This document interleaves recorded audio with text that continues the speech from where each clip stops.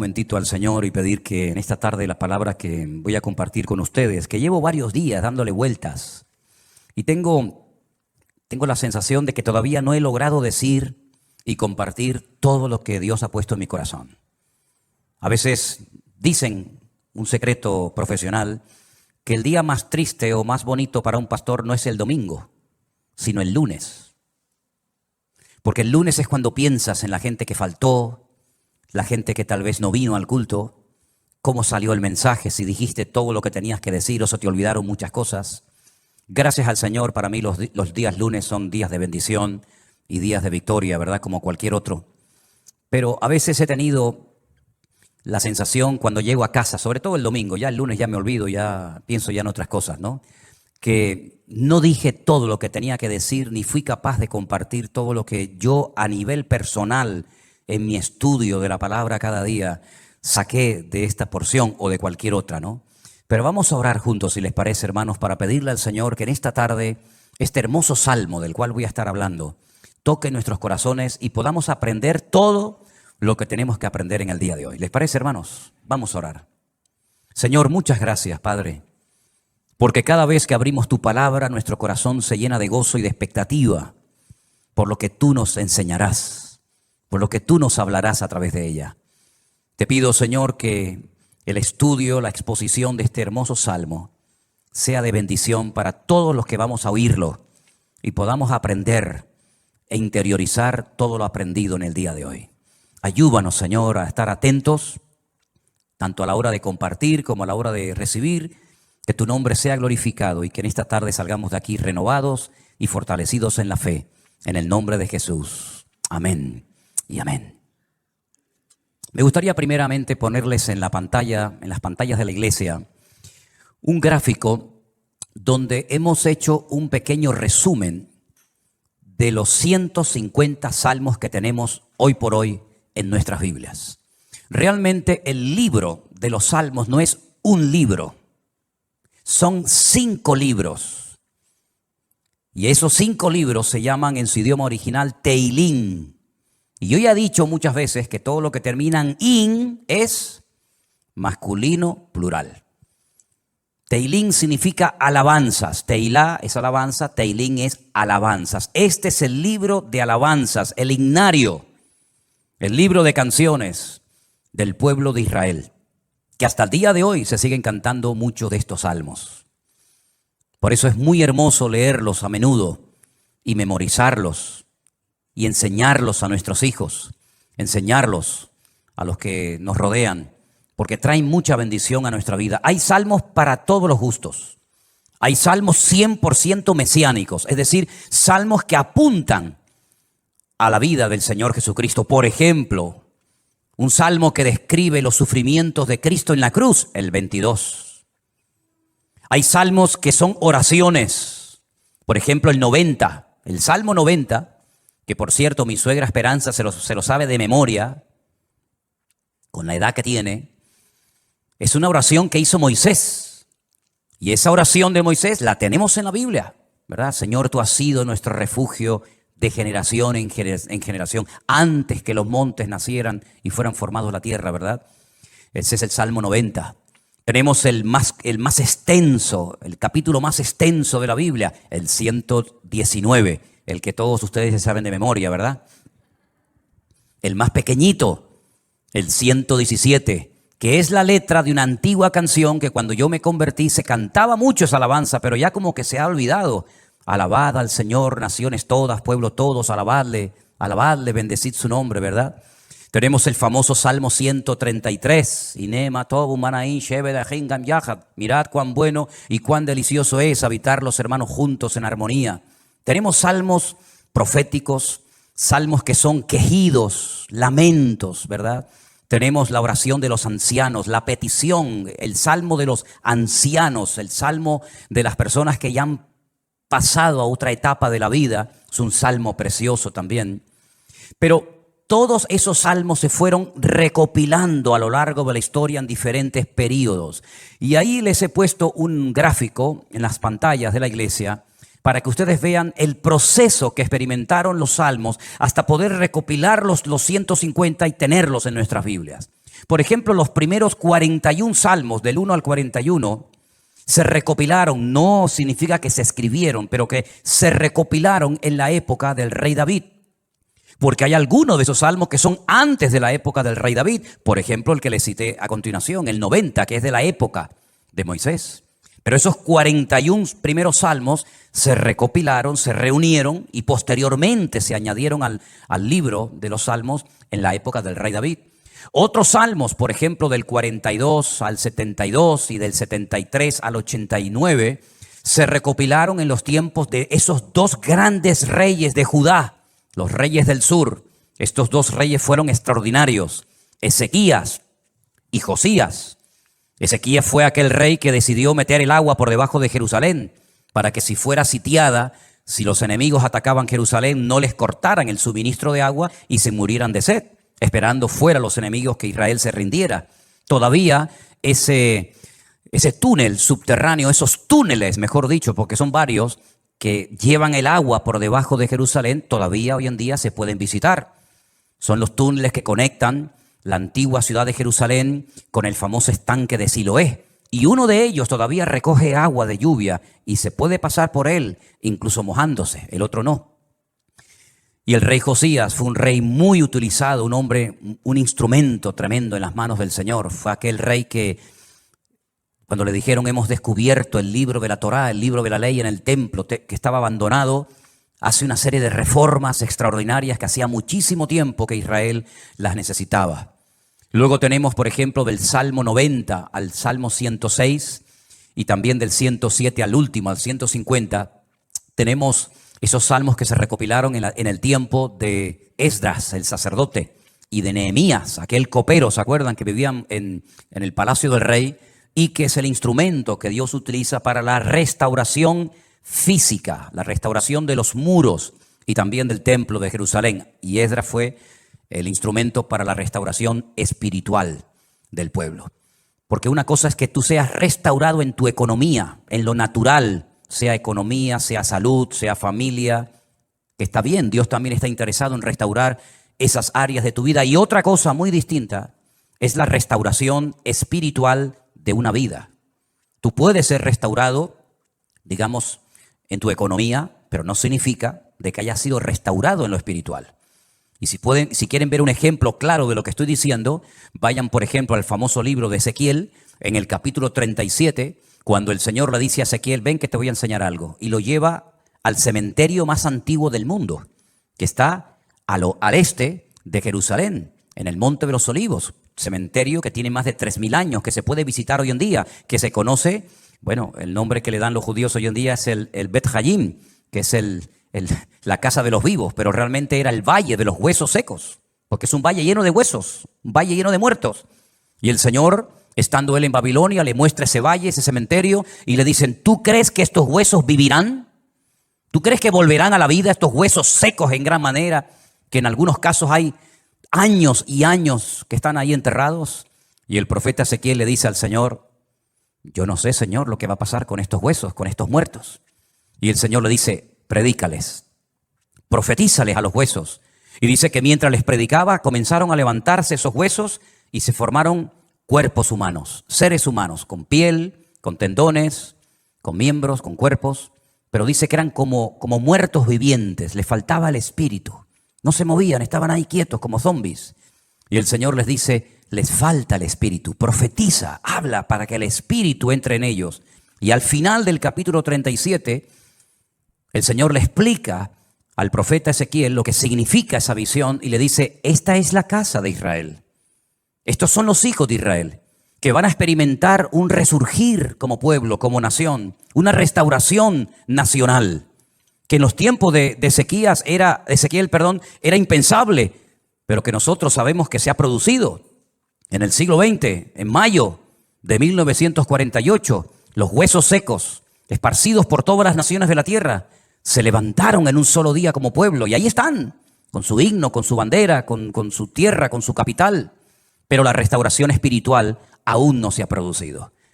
Todavía falta la restauración más importante del pueblo de Israel y es la restauración espiritual que se va a producir cuando ellos reconozcan a Yeshua HaMashiach como el verdadero Mesías, Mesías que traspasaron, Mesías que rechazaron, pero que verán algún día que era el verdadero Mesías. En los Salmos encontramos mucha información acerca de la restauración nacional y espiritual del pueblo de Israel. Encontramos que dicha restauración se llevaría a cabo a través de la obra de Cristo, del Hijo de Dios humanado y encarnado, que habitaría entre los seres humanos como un ser humano más.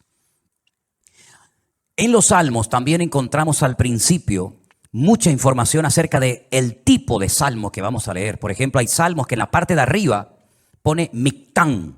¿Lo habéis visto alguna vez? Mictán. Y uno dice, ¿y eso qué significa? Mictán es una enseñanza profunda. Un salmo que ponga arriba como título Mictán es una enseñanza a tener en cuenta. Es una sabiduría expuesta por escrito para que el que la lea, el que la reciba, el que la cante, sepa que está cantando verdades muy profundas que nacen del corazón de Dios. Hay salmos que, por ejemplo, pone Salmo de Segilot, y significa que es un salmo que se tenía que tocar con instrumentos de cuerda, porque no todos los salmos se tocaban con instrumentos de cuerda, había otros que eran de percusión y otros de viento. Hay salmos que pone, por ejemplo, Shir LaMa'alot, salmo cántico de las subidas, que eran los salmos que cantaban los peregrinos cuando subían a Jerusalén 3 veces al año a celebrar la fiesta de la Pascua, la fiesta de los tabernáculos, que era la última, y en medio la fiesta de Pentecostés o la fiesta de Shavuot, las semanas. Y también algunos creen que había escalones en el templo de Jerusalén donde se ponía el coro, y esos salmos de las subidas desde allí los cantaban. Pero en este salmo, si ustedes lo pudieran ver en hebreo, al principio pone mitzmor, y la palabra mitzmor significa que es un salmo que hay que cantarlo. Nosotros como cristianos no tenemos esa costumbre, lamentablemente, porque el salmo nos indica que este salmo habría que cantarlo desde el versículo 1 hasta el último versículo, hasta el versículo 5. Nosotros lo hemos leído, pero realmente es un salmo que, según las instrucciones que Dios nos da, tendríamos que haberlo cantado. Y es la mejor manera de aprender capítulos enteros de memoria de la Biblia, poniéndole música. Y es la mejor forma de aprender, ya digo, capítulos y capítulos enteros de la Biblia. Ahora, el Salmo 127, que es el que se leía en esta tarde, si ustedes buscan su Biblia, empieza diciendo que si el Señor, el Eterno, Jehová, como dice la versión Reina Valera, no edifica la casa, en vano trabajan los que la edifican. Tenemos que explicar brevemente a qué se está refiriendo el autor de este salmo, que pudo ser David, que le escribió un salmo, una enseñanza a su hijo Salomón, o como opinan otras personas, pudo ser un salmo que lo escribió Salomón con una enseñanza que heredó de su padre, el rey David. Sea como sea, la declaración que hace el versículo 1 es muy interesante. Si Dios, el Eterno, nuestro Creador, no edifica la casa, en vano trabajan los que la están edificando. El sueño de David, que nunca lo vio cumplido, era construir un templo para su Dios. Dios nunca le dijo a David que lo hiciera, pero nació en el corazón de David el anhelo, el deseo de tener una casa, un templo, sobre todo para que el arca de la alianza, que tenemos ahí en la entrada de la iglesia como una réplica, para que ustedes pudieran ver el tamaño original que tenía el arca de la alianza en aquellos tiempos, en vez de estar debajo de una lona, debajo de una tienda de campaña, pudiera estar en un templo bonito, grande, bien decorado, espacioso, etcétera, etcétera. Ese era el sueño de David, pero nunca lo vio cumplido, porque el profeta Natán le dijo que él no tenía el aval, el respaldo de Dios, el permiso del Señor para construir dicho templo. Ese templo solamente podía ser levantado en un lugar, no podía ser levantado en cualquier parte, sino encima de lo alto de un monte llamado el monte Moriah. Es una palabra compuesta, el lugar donde Dios me enseña. Moriah viene de maestro, Moré, Morá, Morim, Morot, y Yad es el diminutivo del nombre de Dios. El monte donde Dios es mi maestro, el monte donde Dios me enseña y me instruye, ¿verdad? En ese monte vivía un señor llamado Arauna, que era un jebuseo, los antiguos habitantes de Jerusalén. Y allí sube el rey David Y entonces dice la Biblia que allí ofrece un sacrificio, cuando había muerte por todas partes, por un pecado que, como bien saben ustedes, el rey David había cometido. Allí él presenta un sacrificio en el mismo monte y en el mismo lugar donde tiempo atrás el famoso patriarca Abraham, el amigo de Dios, había subido con su hijo Isaac para sacrificarlo sobre un altar, pero el Señor lo detuvo y le dijo: no lo hagas. Todavía ese altar, esa roca enorme que es tan grande como esta plataforma o más, todavía está allí. Y los judíos consideran que desde allí fue donde Dios creó el mundo, el ombligo, el centro geográfico de la tierra bíblica. Pues en ese lugar Salomón, su hijo, iba a construir el primer templo de la historia para Dios. Ellos tenían que partir de la base de que el Dios de ellos era tan grande, tan inmenso, que era imposible meterlo dentro de un templo. Era totalmente imposible meter a Dios, limitar a Dios dentro de un cubículo, dentro de un edificio, porque ya el Señor le había dicho a David que el cielo es su trono y la tierra es el estrado de sus pies. ¿Qué templo me van a hacer ustedes para mí? Los romanos se reían de los judíos cuando llegaron a Israel y decían: ustedes están locos, porque ustedes tienen un templo enorme, precioso, pero vacío. ¿Dónde están vuestros dioses? ¿Dónde están vuestras divinidades? Los griegos, los romanos y todas las culturas habidas y por haber levantaban templos, pero luego los llenaban de ídolos. Apolos, Afrodita, ¿verdad? Cibeles, Ares y tantos dioses. Pero los judíos nunca pusieron una figura de Dios, porque al Señor tu Dios adorarás y a Él solo servirás. Y en los famosos 10 mandamientos, el Señor prohibía la fabricación de imágenes de talla.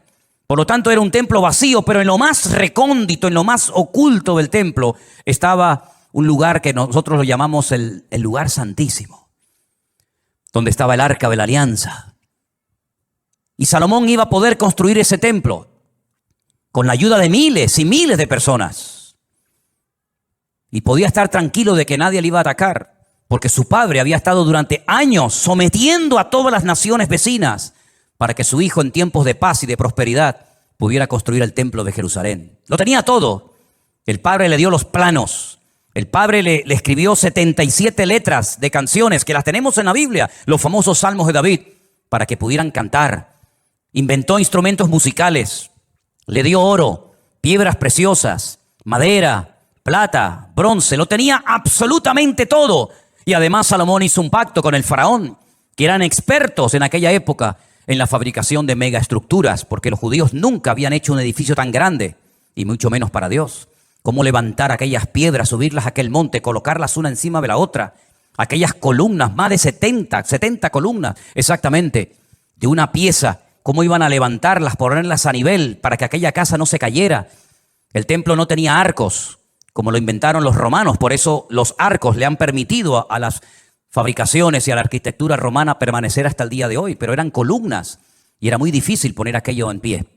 Hay, por ejemplo, en la ciudad de Jerusalén, en un lugar donde yo he llevado a algunos hermanos alguna vez, una columna entera que es como de aquí al fondo de la pared, que se quebró y allí la dejaron, y han pasado 2000 años y todavía aquella columna sigue allí.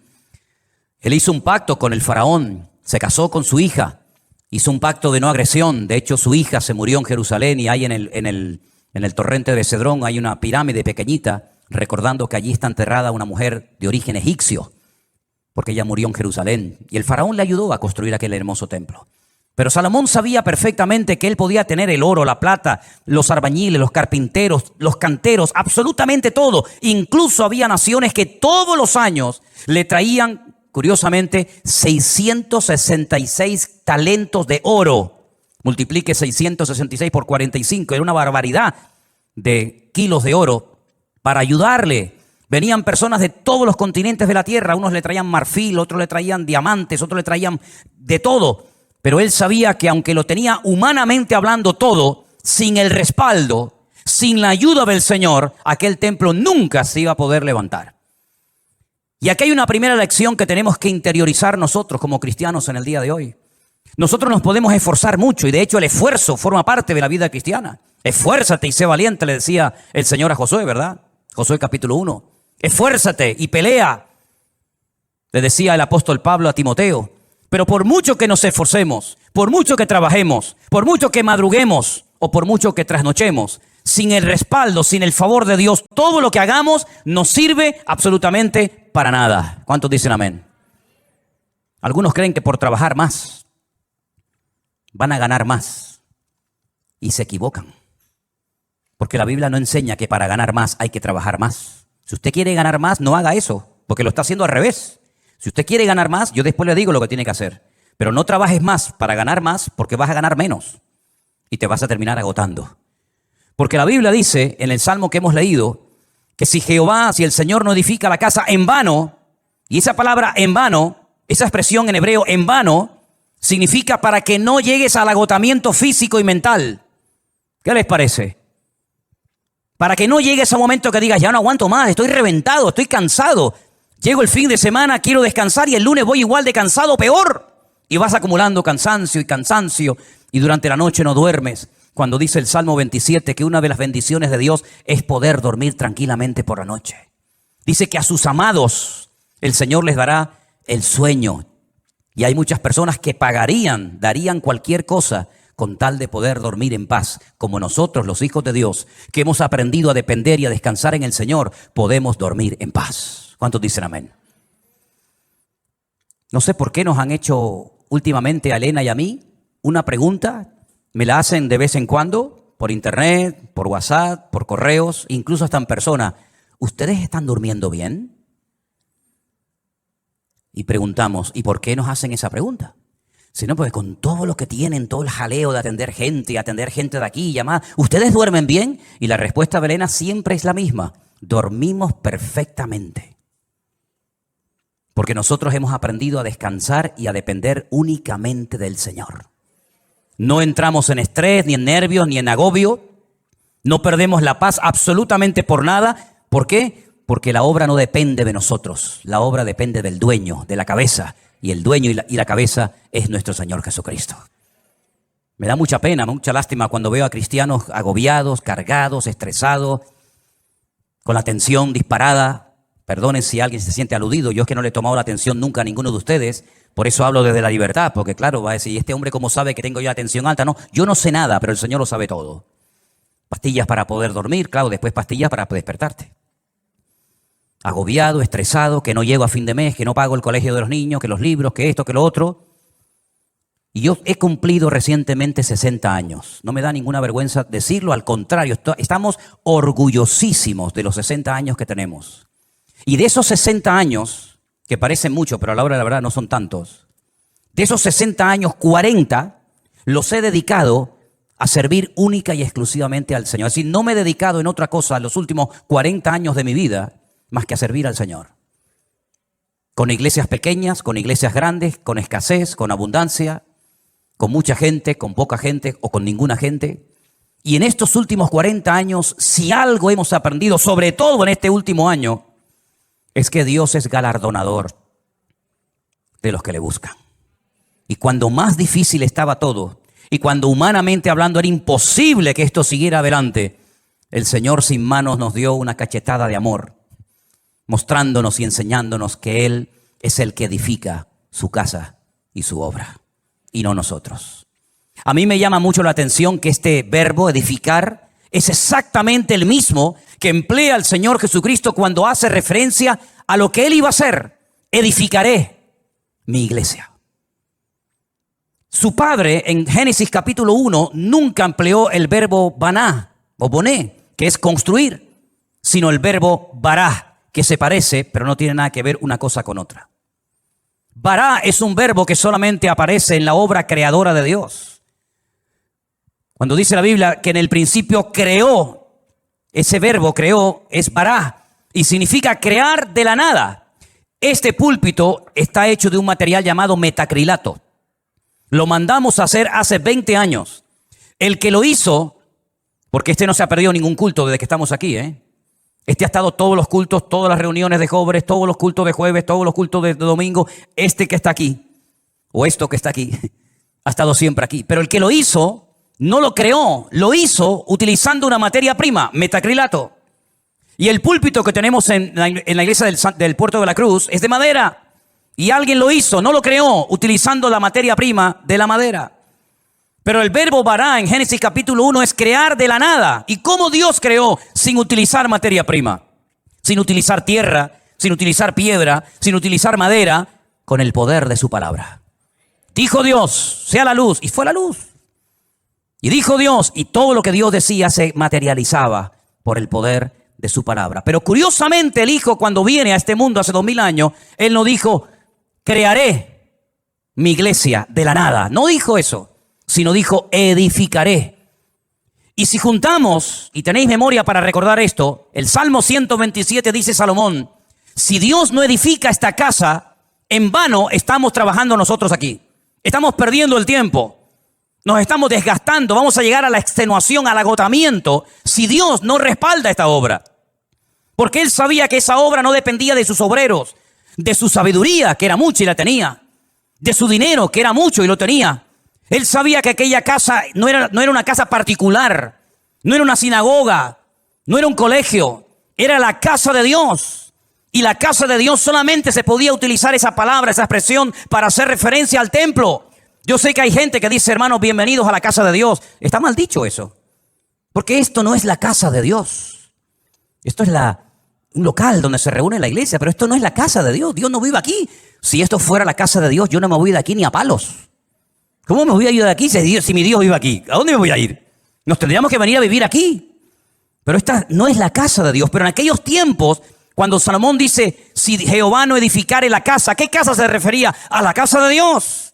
Él sabía que esa casa no iba a poderse terminar si no tenía el respaldo de Dios. Por eso el Señor Jesucristo pudo decir, yo edificaré mi iglesia. Porque Él dijo, todo lo que hago y todo lo que digo, lo hago porque mi Padre me da autorización y me apoya para hacer y decir lo que hago.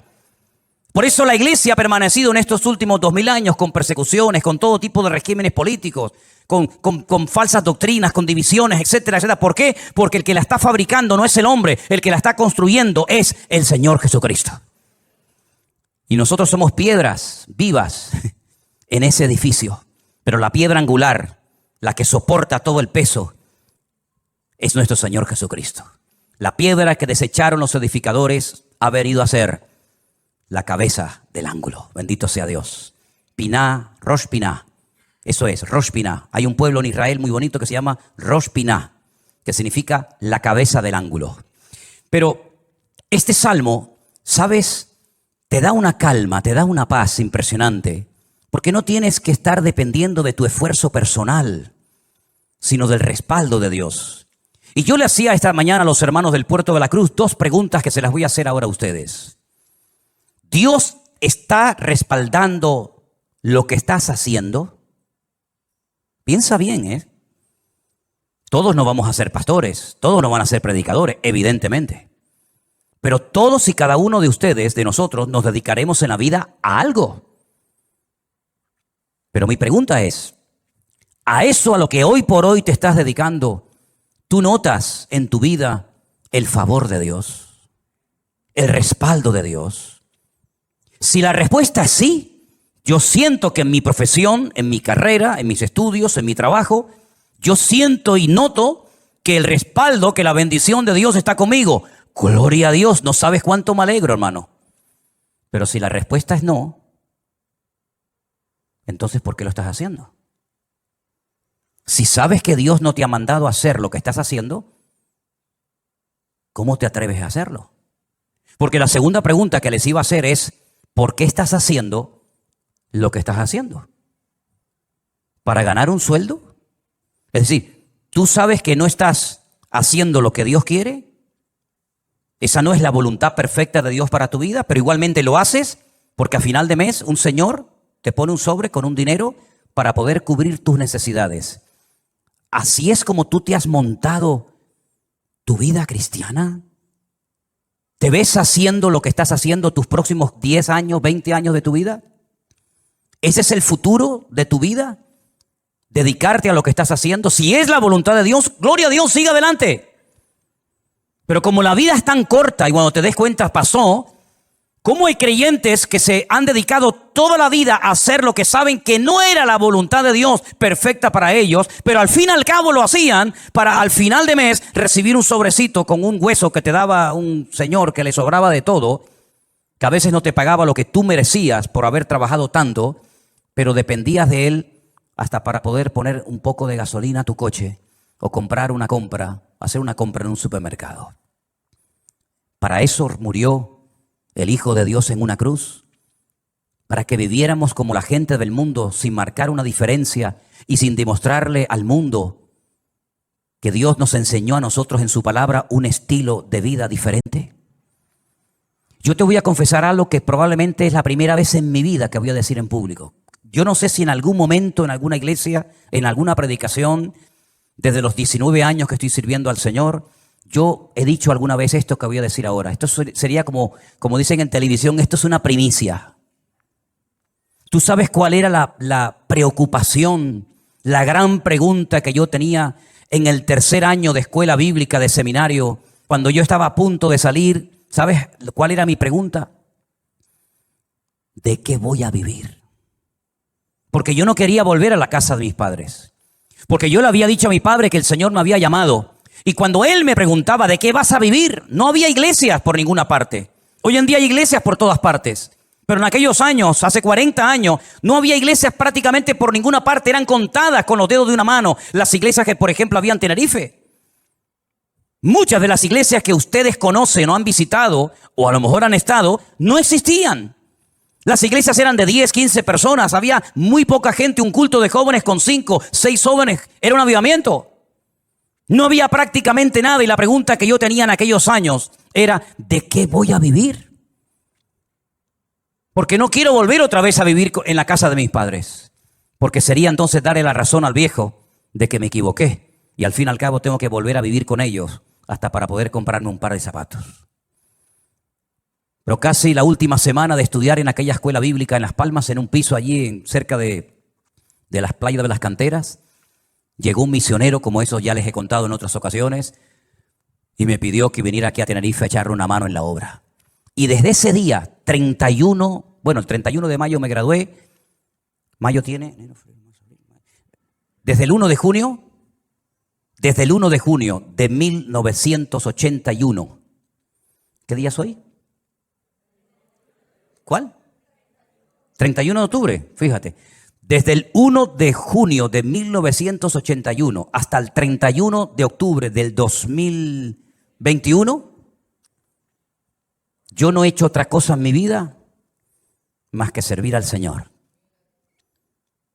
Me pude casar, pudimos viajar, hemos fundado iglesias en algunos lugares y estamos disfrutando de la obra del Señor como nunca jamás en la vida habíamos soñado.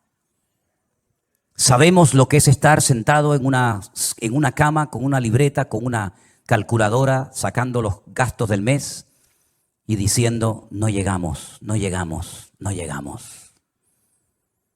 Pero también sabemos lo que es, el Señor es mi pastor y nada me faltará. Hemos aprendido a vivir en escasez como no te imaginas. Y hemos aprendido a vivir en abundancia.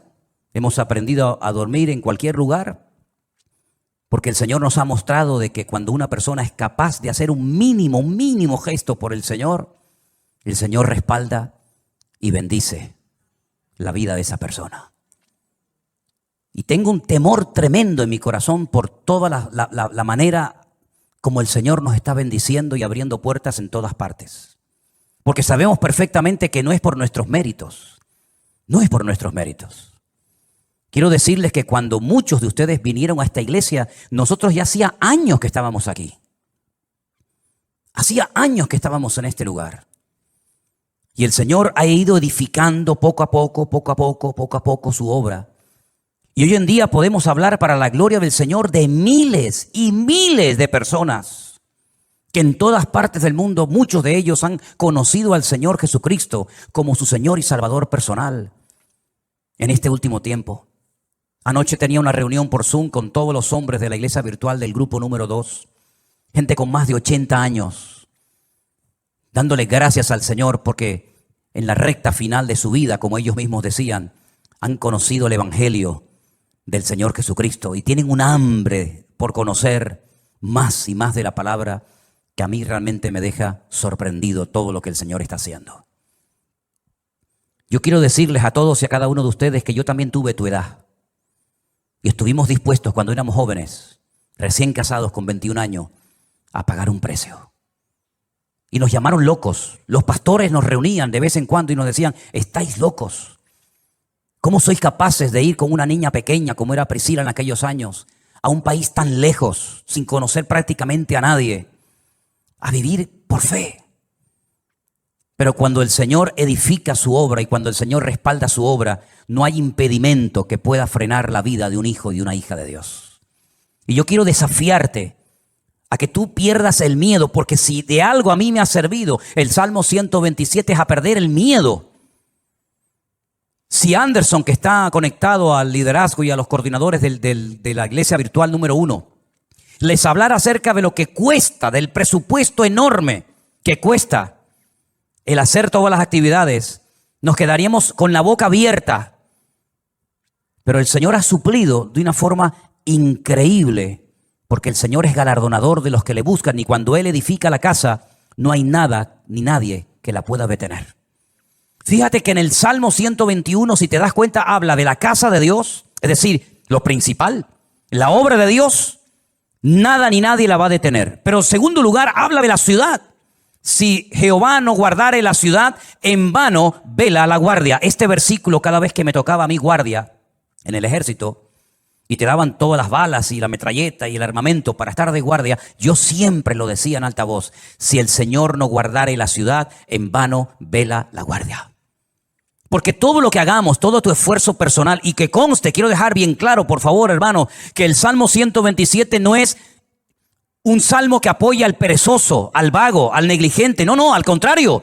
El esfuerzo forma parte de una vida cristiana normal. Pero todo nuestro esfuerzo, nuestro sudor, nuestro trabajo, no sirve de nada si el Señor no respalda lo que estamos haciendo para Él.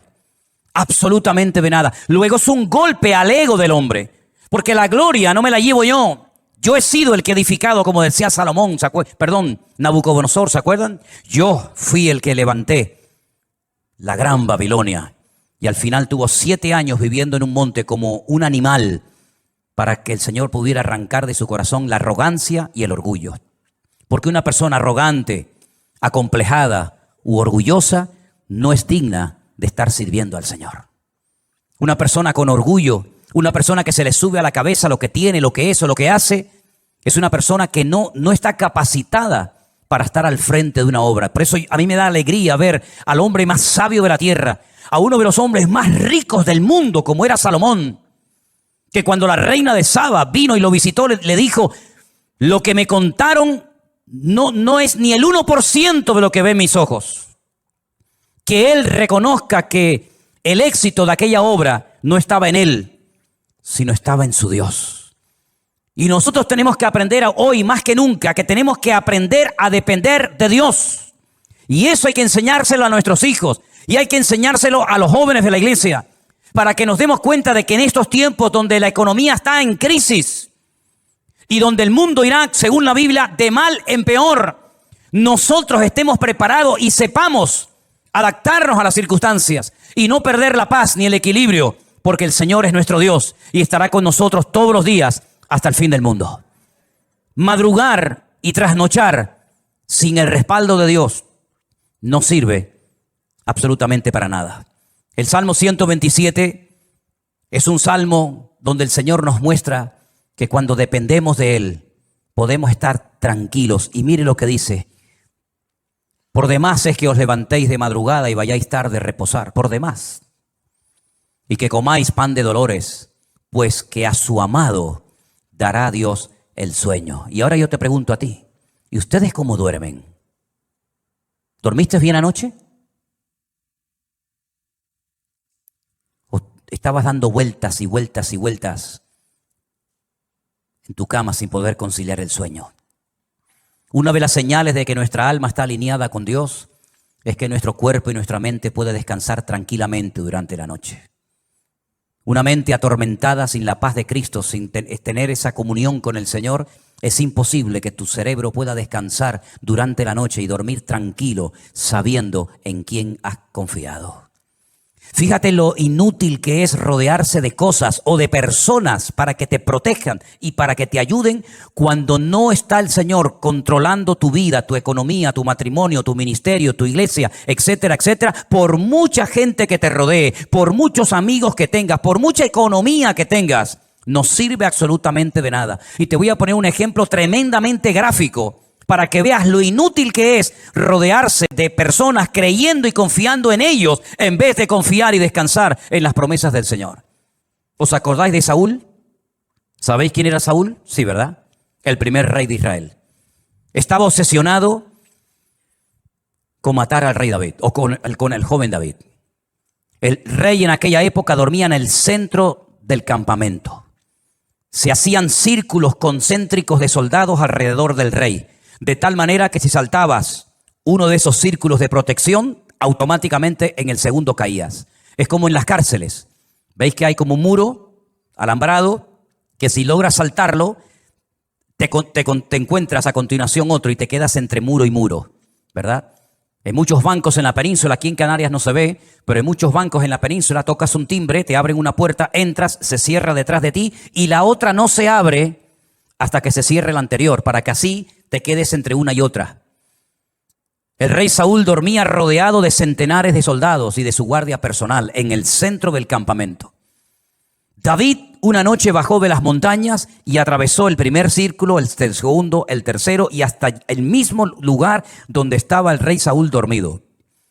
Cogió la lanza del rey Saúl, subió a lo alto de una montaña y cuando estaba lejos comenzó a gritar: ¡Abner! ¡Abner!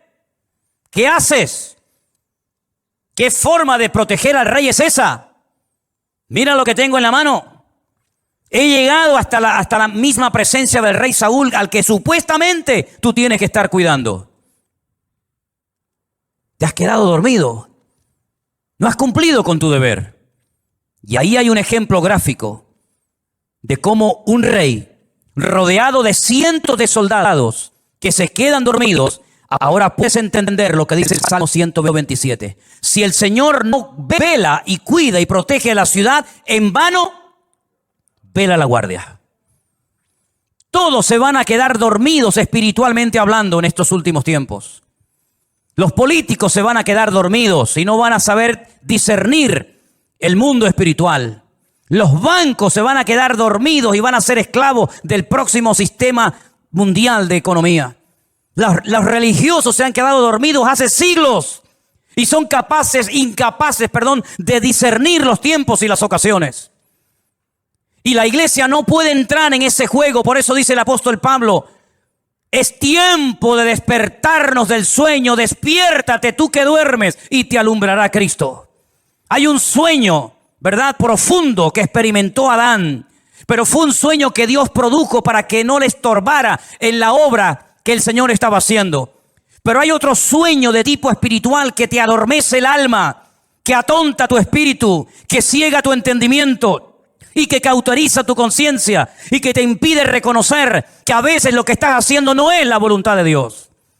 Es un juguete, un entretenimiento del sistema faraónico del mundo que te da todo a cambio de nada y al final de tu vida no has hecho nada y te has creído que Dios estaba respaldando tu obra, tu ministerio, tu imperio, tu reino, pero has tirado por la borda tu vida y te has bajado a lo profundo del barco mientras había una tormenta arriba. Tú te has quedado dormido y en vez de actuar marcando una diferencia, dejaste que el mundo te marcara y te manipulara a ti.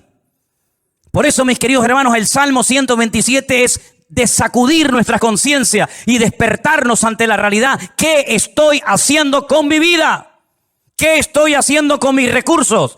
¿Qué estoy haciendo con mi tiempo? ¿Qué estoy haciendo con mi juventud? ¿Qué estoy haciendo con los dones y talentos que Dios me dio? ¿Qué estoy haciendo en definitiva? Porque si lo que estoy haciendo no tiene el respaldo de Dios, ¿para qué lo sigues haciendo? ¿Es que acaso el Señor no dice en su palabra: el justo por la fe vivirá? ¿O es que eso solamente eran unas palabras bonitas que Martín Lutero en esta época del año, hace muchos siglos atrás, sacudió su conciencia, le hizo reconocer y recapacitar que el sistema religioso en el que estaba envuelto estaba envenenado y corrompido? Son unas palabras bonitas de un profeta del Antiguo Testamento que sí, quedaron muy bien, pero que hoy en día no tienen ningún efecto. Eso funciona, es realmente así, eso es real. ¿Funcionan las promesas de Dios? Te pregunto, hermano. ¿Funcionan sí o no las promesas de Dios en tu vida? ¿Te fías de Dios? ¿Crees que Él te puede sanar, que te puede prosperar, que te puede bendecir? Pues te voy a dar algunas pinceladas para que empieces a entrar en una dimensión diferente en cuanto a tu relación con Dios. Primero, hay ciertas y determinadas cosas que hay que pelearlas y lucharlas en el campo de batalla. Goliat no se iba a ir por el hecho de que estaba frente a él el ejército de Israel. Al contrario, el ejército de Israel le atraía, porque la luz atrae a los mosquitos. Ellos no tuvieron que ir a buscar a Goliat. Goliat los encontró a ellos. Y aunque Goliat estaba en aquel lugar y se sabía que iba a ser derrotado, porque allí estaba el hombre de Dios, David. Para Goliat era un atractivo estar en aquel lugar, como es un atractivo para muchos el conquistar a tus hijos, o romper tu matrimonio, o derrotar tu ministerio. ¿Por qué? Porque tú tienes luz, tú proyectas luz. Hay una gracia de Dios, hay algo de Dios en tu vida que al enemigo lo atrae. No tienes que buscarlo, él te va a encontrar. La luz atrae a los mosquitos. Si no, vete al campo y enciende una luz para que veas cómo enseguida vienen los bichos. Y si nosotros verdaderamente somos luz, vamos a atraer a ciertas y determinadas cosas.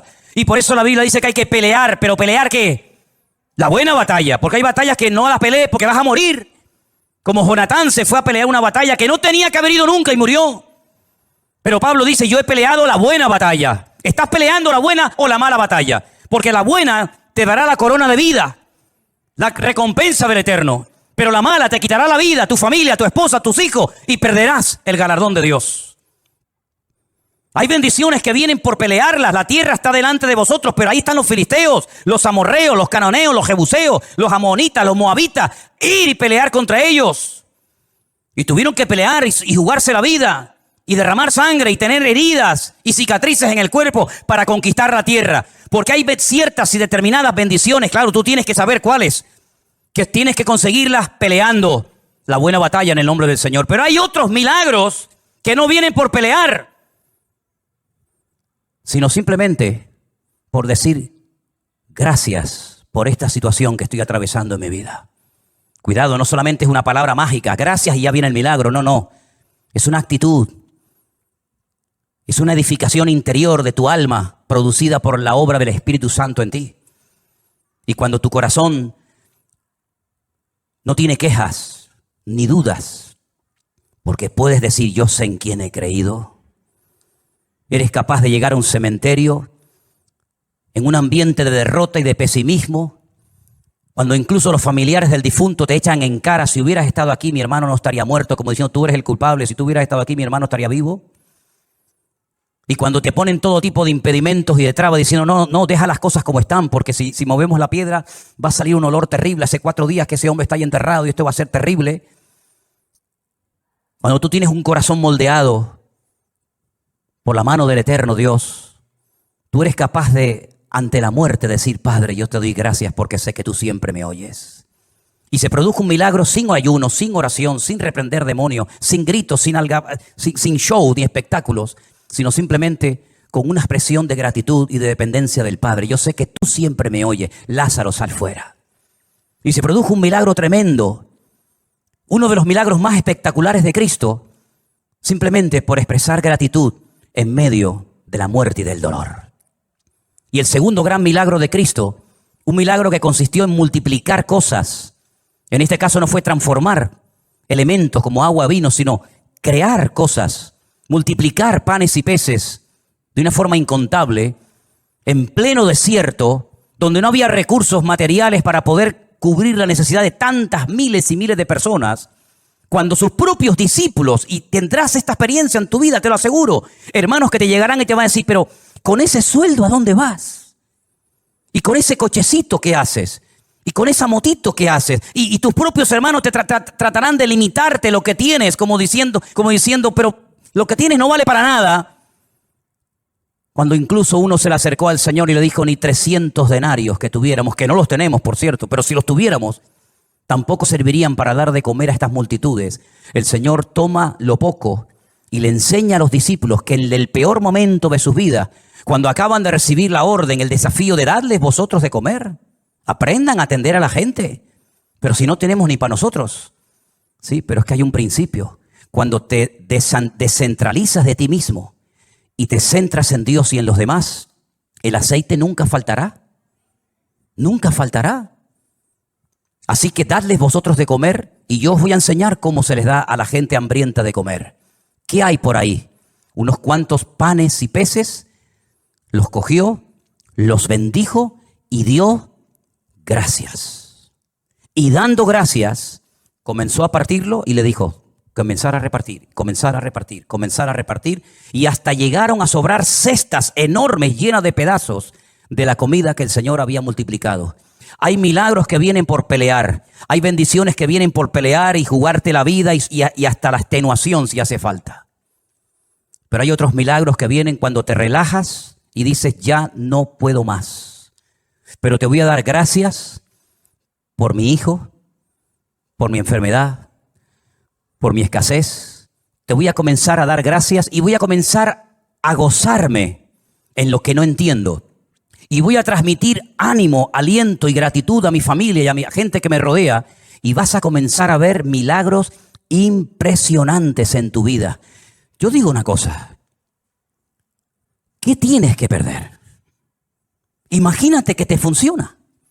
Vas a estar toda la vida agradecido al Señor por haber aprendido a salir de la miseria, por haber aprendido a gozarte en la adversidad y por haber aprendido a ver la gloria de Dios en medio de las tormentas de la vida. ¿Cuántas tormentas hemos atravesado? ¿Cuántos desiertos hemos cruzado? ¿En cuántas cuevas nos habremos metido espiritualmente hablando? Pero de todas y de cada una de ellas nos ha sacado nuestro Dios. Y la situación en la que te encuentras ahora mismo, repito, la situación en la que te encuentras ahora mismo, y yo no me estoy dirigiendo a nadie, y lo quiero dejar bien claro, porque yo no necesito un micrófono para hablarte a ti, o a ti, o a ti hermanita, o a ti hermano. Yo no necesito jamás. Necesito de un micrófono para sentarme y decirle a usted, ven para acá. Yo le estoy predicando a toda la iglesia, pero creo que en este momento el Señor me está utilizando para decirte esto. La situación en la que te encuentras ahora mismo en tu matrimonio, en tu economía, o en cualquier otra área de tu vida, Dios la ha permitido. Porque lo que tienes que aprender no lo vas a aprender riendo ni saltando, sino llorando y sufriendo. Porque lo que se aprende llorando no se olvida nunca. Lo que se aprende en el dolor y en el sufrimiento no se olvida jamás en la vida. Por eso hay dolores que son una bendición. Y por eso el Señor ha permitido que todos y cada uno de nosotros, con sus respectivas circunstancias, hayamos llegado a un punto en nuestra vida, con la edad que tienes, con la familia que tienes, con los hijos que tienes o no tienes, para que aquí le preguntes hoy al Señor, Señor, cuento con tu favor cuando mañana vaya a la calle a buscarme la vida en mi trabajo. Si eso es lo que Dios tiene planeado para ti, adelante, hermano, sal como un león, no como una gallina. Sal como un león, contento, triunfante. Sal de tu Getsemaní con el corazón recién quebrantado y roto, pero sal de tu Getsemaní diciendo, el Señor está conmigo como poderoso gigante. Pero no se te ocurra salir de tu desierto, no se te ocurra salir de tu Getsemaní sin la bendición y el respaldo de Dios, porque entonces habrás perdido tiempo, habrás perdido recursos y no habrás conseguido absolutamente nada. Déjate de lloriquear y pórtate como un hombre. Déjate de lloriqueos absurdos y ridículos y de levantar pena y compasión. Lo que tienes que meterte es en tu huerto de Getsemaní y aprender a derramar tu alma delante del Señor. Y no se te ocurra salir de ahí hasta que le hayas dicho, no se haga mi voluntad, sino la tuya. Porque hasta ahora lo que hemos querido es que se hiciera nuestra voluntad, pero Dios el año pasado nos paró los pies a todos y nos dijo, a partir de ahora, lo que se va a hacer en mi casa y en mi iglesia es mi voluntad. Porque lo que yo quiero edificar, lo quiero edificar a mi manera, con mi estilo, con mi forma, y no con la forma y el estilo que me marcan ustedes. Vamos a dejarnos moldear, vamos a dejarnos tratar, vamos a dejarnos edificar por el Señor. Porque si el Señor nos respalda y nos apoya, seremos la gente más feliz y dichosa del mundo. Pero si el Señor en lo que hagas no te respalda, serás la persona más desdichada de esta tierra. Pregúntate a ti mismo en esta tarde, ¿por qué estoy haciendo lo que hago? ¿Por qué digo lo que digo? ¿Por qué predico lo que predico?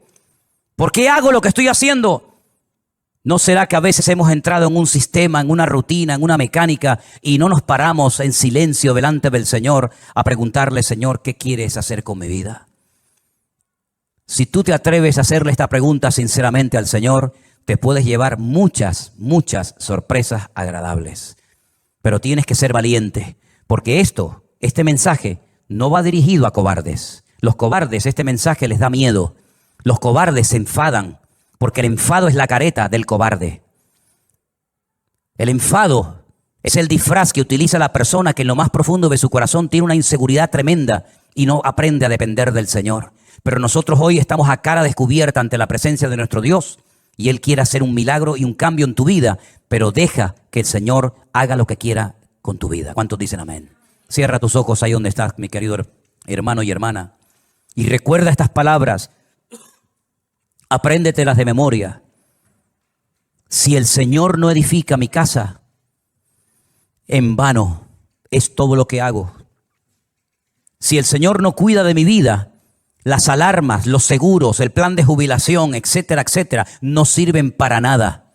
Porque el que trae seguridad y protección a mi casa no es lo que tengo, es lo que soy en Cristo Jesús, mi Señor.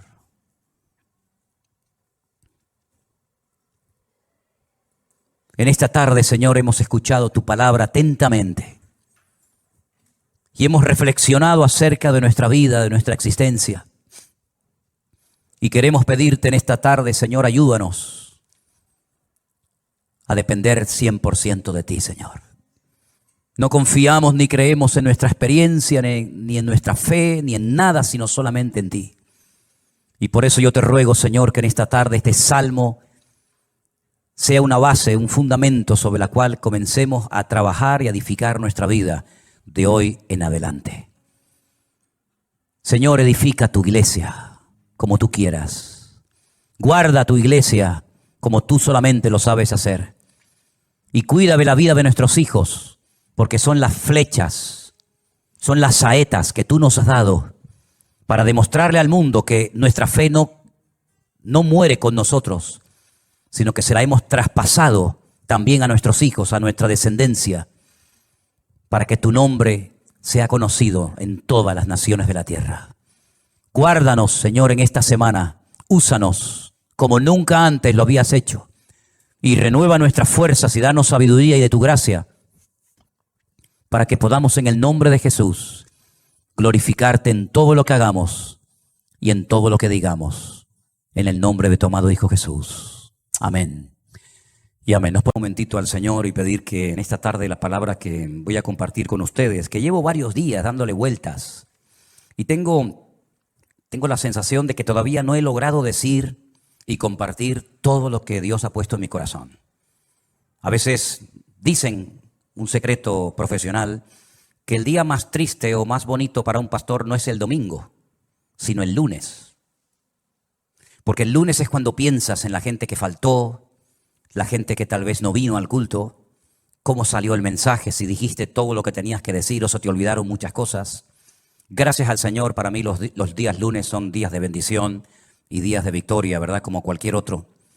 Pero a veces he tenido la sensación cuando llego a casa, sobre todo el domingo, ya el lunes ya me olvido, ya pienso ya en otras cosas, ¿no? Que no dije todo lo que tenía que decir, ni fui capaz de compartir todo lo que yo a nivel personal, en mi estudio de la palabra cada día, saqué de esta porción o de cualquier otra, ¿no? Pero vamos a orar juntos, si les parece, hermanos, para pedirle al Señor que en esta tarde, este hermoso salmo del cual voy a estar hablando, toque nuestros corazones y podamos aprender todo lo que tenemos que aprender en el día de hoy. ¿Les parece, hermanos? Vamos a orar. Señor, muchas gracias, Padre, porque cada vez que abrimos tu palabra, nuestro corazón se llena de gozo y de expectativa por lo que tú nos enseñarás, por lo que tú nos hablarás a través de ella. Te pido, Señor, que el estudio, la exposición de este hermoso salmo sea de bendición para todos los que vamos a oírlo y podamos aprender e interiorizar todo lo aprendido en el día de hoy. Ayúdanos, Señor, a estar atentos, tanto a la hora de compartir como a la hora de recibir, que tu nombre sea glorificado y que en esta tarde salgamos de aquí renovados y fortalecidos en la fe, en el nombre de Jesús. Amén y amén. Me gustaría primeramente ponerles en la pantalla, en las pantallas de la iglesia, un gráfico donde hemos hecho un pequeño resumen de los 150 salmos que tenemos hoy por hoy en nuestras Biblias. Realmente el libro de los salmos no es un libro, son 5 libros. Y esos 5 libros se llaman en su idioma original Teilín. Y yo ya he dicho muchas veces que todo lo que termina en in es masculino plural. Teilín significa alabanzas. Teilá es alabanza, Teilín es alabanzas. Este es el libro de alabanzas, el himnario, el libro de canciones del pueblo de Israel, que hasta el día de hoy se siguen cantando muchos de estos salmos. Por eso es muy hermoso leerlos a menudo y memorizarlos y enseñarlos a nuestros hijos, enseñarlos a los que nos rodean, porque traen mucha bendición a nuestra vida. Hay salmos para todos los gustos. Hay salmos 100% mesiánicos, es decir, salmos que apuntan a la vida del Señor Jesucristo. Por ejemplo, un salmo que describe los sufrimientos de Cristo en la cruz, el 22. Hay salmos que son oraciones. Por ejemplo, el 90, el Salmo 90, que por cierto mi suegra Esperanza se lo sabe de memoria, con la edad que tiene. Es una oración que hizo Moisés. Y esa oración de Moisés la tenemos en la Biblia, ¿verdad? Señor, tú has sido nuestro refugio de generación en generación, antes que los montes nacieran y fueran formados la tierra, ¿verdad? Ese es el Salmo 90. Tenemos el más extenso, el capítulo más extenso de la Biblia, el 119, el que todos ustedes saben de memoria, ¿verdad? El más pequeñito, el 117, que es la letra de una antigua canción que cuando yo me convertí se cantaba mucho esa alabanza, pero ya como que se ha olvidado. Alabad al Señor, naciones todas, pueblos todos, alabadle, alabadle, bendecid su nombre, ¿verdad? Tenemos el famoso Salmo 133. Inema tobu manaín shebed hingam yahad. Mirad cuán bueno y cuán delicioso es habitar los hermanos juntos en armonía. Tenemos salmos proféticos, salmos que son quejidos, lamentos, ¿verdad? Tenemos la oración de los ancianos, la petición, el salmo de los ancianos, el salmo de las personas que ya han pasado a otra etapa de la vida. Es un salmo precioso también. Pero todos esos salmos se fueron recopilando a lo largo de la historia en diferentes periodos. Y ahí les he puesto un gráfico en las pantallas de la iglesia para que ustedes vean el proceso que experimentaron los salmos hasta poder recopilar los 150 y tenerlos en nuestras Biblias. Por ejemplo, los primeros 41 salmos, del 1 al 41, se recopilaron. No significa que se escribieron, pero que se recopilaron en la época del rey David. Porque hay algunos de esos salmos que son antes de la época del rey David. Por ejemplo, el que les cité a continuación, el 90, que es de la época de Moisés. Pero esos 41 primeros salmos se recopilaron, se reunieron y posteriormente se añadieron al libro de los salmos en la época del rey David. Otros salmos, por ejemplo, del 42 al 72 y del 73 al 89, se recopilaron en los tiempos de esos 2 grandes reyes de Judá, los reyes del sur. Estos 2 reyes fueron extraordinarios, Ezequías y Josías. Ezequías fue aquel rey que decidió meter el agua por debajo de Jerusalén para que si fuera sitiada, si los enemigos atacaban Jerusalén, no les cortaran el suministro de agua y se murieran de sed, esperando fuera los enemigos que Israel se rindiera. Todavía ese túnel subterráneo, esos túneles, mejor dicho, porque son varios, que llevan el agua por debajo de Jerusalén, todavía hoy en día se pueden visitar. Son los túneles que conectan la antigua ciudad de Jerusalén con el famoso estanque de Siloé. Y uno de ellos todavía recoge agua de lluvia y se puede pasar por él, incluso mojándose, el otro no. Y el rey Josías fue un rey muy utilizado, un hombre, un instrumento tremendo en las manos del Señor. Fue aquel rey que cuando le dijeron hemos descubierto el libro de la Torá, el libro de la ley en el templo que estaba abandonado, hace una serie de reformas extraordinarias que hacía muchísimo tiempo que Israel las necesitaba. Luego tenemos, por ejemplo, del Salmo 90 al Salmo 106 y también del 107 al último, al 150, tenemos esos salmos que se recopilaron en el tiempo de Esdras, el sacerdote, y de Nehemías, aquel copero, ¿se acuerdan? Que vivían en el palacio del rey y que es el instrumento que Dios utiliza para la restauración física, la restauración de los muros y también del templo de Jerusalén. Y Esdras fue el instrumento para la restauración espiritual del pueblo. Porque una cosa es que tú seas restaurado en tu economía, en lo natural, sea economía, sea salud, sea familia, que está bien, Dios también está interesado en restaurar esas áreas de tu vida. Y otra cosa muy distinta es la restauración espiritual de una vida. Tú puedes ser restaurado, digamos, en tu economía, pero no significa de que hayas sido restaurado en lo espiritual. Y si quieren ver un ejemplo claro de lo que estoy diciendo, vayan, por ejemplo, al famoso libro de Ezequiel, en el capítulo 37, cuando el Señor le dice a Ezequiel, ven que te voy a enseñar algo, y lo lleva al cementerio más antiguo del mundo, que está al este de Jerusalén, en el Monte de los Olivos, cementerio que tiene más de 3.000 años, que se puede visitar hoy en día, que se conoce, bueno, el nombre que le dan los judíos hoy en día es el Bet Hayim, que es la casa de los vivos, pero realmente era el valle de los huesos secos, porque es un valle lleno de huesos, un valle lleno de muertos. Y el Señor, estando él en Babilonia, le muestra ese valle, ese cementerio, y le dicen, ¿tú crees que estos huesos vivirán? ¿Tú crees que volverán a la vida estos huesos secos en gran manera, que en algunos casos hay años y años que están ahí enterrados? Y el profeta Ezequiel le dice al Señor, yo no sé, Señor, lo que va a pasar con estos huesos, con estos muertos. Y el Señor le dice, predícales, profetízales a los huesos. Y dice que mientras les predicaba, comenzaron a levantarse esos huesos y se formaron cuerpos humanos, seres humanos, con piel, con tendones, con miembros, con cuerpos. Pero dice que eran como muertos vivientes, les faltaba el espíritu. No se movían, estaban ahí quietos como zombies. Y el Señor les dice, les falta el espíritu, profetiza, habla para que el espíritu entre en ellos. Y al final del capítulo 37, el Señor le explica al profeta Ezequiel lo que significa esa visión y le dice, esta es la casa de Israel. Estos son los hijos de Israel, que van a experimentar un resurgir como pueblo, como nación, una restauración nacional, que en los tiempos de Ezequiel era impensable, pero que nosotros sabemos que se ha producido. En el siglo XX, en mayo de 1948, los huesos secos, esparcidos por todas las naciones de la tierra, se levantaron en un solo día como pueblo, y ahí están, con su himno, con su bandera, con su tierra, con su capital. Pero la restauración espiritual aún no se ha producido. Todavía falta la restauración más importante del pueblo de Israel, y es la restauración espiritual que se va a producir cuando ellos reconozcan a Yeshua HaMashiach como el verdadero Mesías que traspasaron, Mesías que rechazaron, pero que verán algún día que era el verdadero Mesías.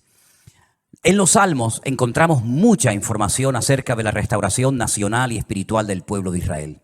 Encontramos que dicha restauración se llevaría a cabo a través de la obra de Cristo, del Hijo de Dios humanado y encarnado, que habitaría entre los seres humanos como un ser humano más. En los Salmos también encontramos al principio mucha información acerca del tipo de salmo que vamos a leer. Por ejemplo, hay salmos que en la parte de arriba pone Mictán. ¿Lo habéis visto alguna vez? Mictán. Y uno dice, ¿y eso qué significa? Mictán es una enseñanza profunda. Un salmo que ponga arriba como título Mictán es una enseñanza a tener en cuenta. Es una sabiduría expuesta por escrito para que el que la lea, el que la reciba, el que la cante, sepa que está cantando verdades muy profundas que nacen del corazón de Dios. Hay salmos que, por ejemplo, pone Salmo de Segilot, y significa que es un salmo que se tenía que tocar con instrumentos de cuerda, porque no todos los salmos se tocaban con instrumentos de cuerda, había otros que eran de percusión y otros de viento. Hay salmos que pone, por ejemplo, Shir LaMa'alot, salmo cántico de las subidas, que eran los salmos que cantaban los peregrinos cuando subían a Jerusalén 3 veces al año a celebrar la fiesta de la Pascua, la fiesta de los tabernáculos, que era la última, y en medio la fiesta de Pentecostés o la fiesta de Shavuot, las semanas. Y también algunos creen que había escalones en el templo de Jerusalén donde se ponía el coro, y esos salmos de las subidas desde allí los cantaban. Pero en este salmo, si ustedes lo pudieran ver en hebreo, al principio pone mitzmor, y la palabra mitzmor significa que es un salmo que hay que cantarlo. Nosotros como cristianos no tenemos esa costumbre, lamentablemente. Porque el Salmo nos indica que este Salmo habría que cantarlo desde el versículo 1 hasta el último versículo, hasta el versículo 5. Nosotros lo hemos leído, pero realmente es un Salmo que, según las instrucciones que Dios nos da, tendríamos que haberlo cantado. Y es la mejor manera de aprender capítulos enteros de memoria de la Biblia poniéndole música. Y es la mejor forma de aprender, ya digo, capítulos y capítulos enteros de la Biblia. Ahora, el Salmo 127, que es el que se leía en esta tarde, si ustedes buscan su Biblia, empieza diciendo que si el Señor, el Eterno, Jehová, como dice la versión Reina Valera, no edifica la casa, en vano trabajan los que la edifican. Tenemos que explicar brevemente a qué se está refiriendo el autor de este salmo, que pudo ser David, que le escribió un salmo, una enseñanza a su hijo Salomón, o como opinan otras personas, pudo ser un salmo que lo escribió Salomón con una enseñanza que heredó de su padre, el rey David. Sea como sea, la declaración que hace el versículo 1 es muy interesante. Si Dios, el Eterno, nuestro Creador, no edifica la casa, en vano trabajan los que la están edificando. El sueño de David, que nunca lo vio cumplido, era construir un templo para su Dios. Dios nunca le dijo a David que lo hiciera, pero nació en el corazón de David el anhelo, el deseo de tener una casa, un templo, sobre todo para que el arca de la alianza, que tenemos ahí en la entrada de la iglesia como una réplica, para que ustedes pudieran ver el tamaño original que tenía el arca de la alianza en aquellos tiempos, en vez de estar debajo de una lona, debajo de una tienda de campaña, pudiera estar en un templo bonito, grande, bien decorado, espacioso, etcétera, etcétera. Ese era el sueño de David, pero nunca lo vio cumplido, porque el profeta Natán le dijo que él no tenía el aval, el respaldo de Dios, el permiso del Señor para construir dicho templo. Ese templo solamente podía ser levantado en un lugar, no podía ser levantado en cualquier parte, sino encima de lo alto de un monte llamado el monte Moriah. Es una palabra compuesta, el lugar donde Dios me enseña. Moriah viene de maestro, Moré, Morá, Morim, Morot, y Yad es el diminutivo del nombre de Dios. El monte donde Dios es mi maestro, el monte donde Dios me enseña y me instruye, ¿verdad? En ese monte vivía un señor llamado Arauna, que era un jebuseo, los antiguos habitantes de Jerusalén. Y allí sube el rey David. Y entonces dice la Biblia que allí ofrece un sacrificio, cuando había muerte por todas partes, por un pecado que, como bien saben ustedes, el rey David había cometido. Allí él presenta un sacrificio en el mismo monte y en el mismo lugar donde tiempo atrás el famoso patriarca Abraham, el amigo de Dios, había subido con su hijo Isaac para sacrificarlo sobre un altar, pero el Señor lo detuvo y le dijo: no lo hagas. Todavía ese altar, esa roca enorme que es tan grande como esta plataforma o más, todavía está allí. Y los judíos consideran que desde allí fue donde Dios creó el mundo, el ombligo, el centro geográfico de la tierra bíblica. Pues en ese lugar Salomón, su hijo, iba a construir el primer templo de la historia para Dios. Ellos tenían que partir de la base de que el Dios de ellos era tan grande, tan inmenso, que era imposible meterlo dentro de un templo.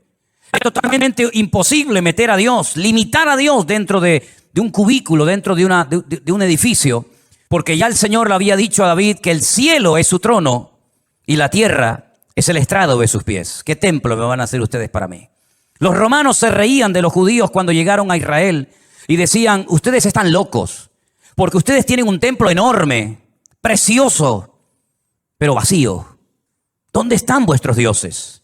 ¿Dónde están vuestras divinidades? Los griegos, los romanos y todas las culturas habidas y por haber levantaban templos, pero luego los llenaban de ídolos. Apolos, Afrodita, ¿verdad? Cibeles, Ares y tantos dioses. Pero los judíos nunca pusieron una figura de Dios, porque al Señor tu Dios adorarás y a Él solo servirás. Y en los famosos 10 mandamientos, el Señor prohibía la fabricación de imágenes de talla. Por lo tanto, era un templo vacío, pero en lo más recóndito, en lo más oculto del templo, estaba un lugar que nosotros lo llamamos el lugar santísimo. donde estaba el arca de la alianza. Y Salomón iba a poder construir ese templo con la ayuda de miles y miles de personas.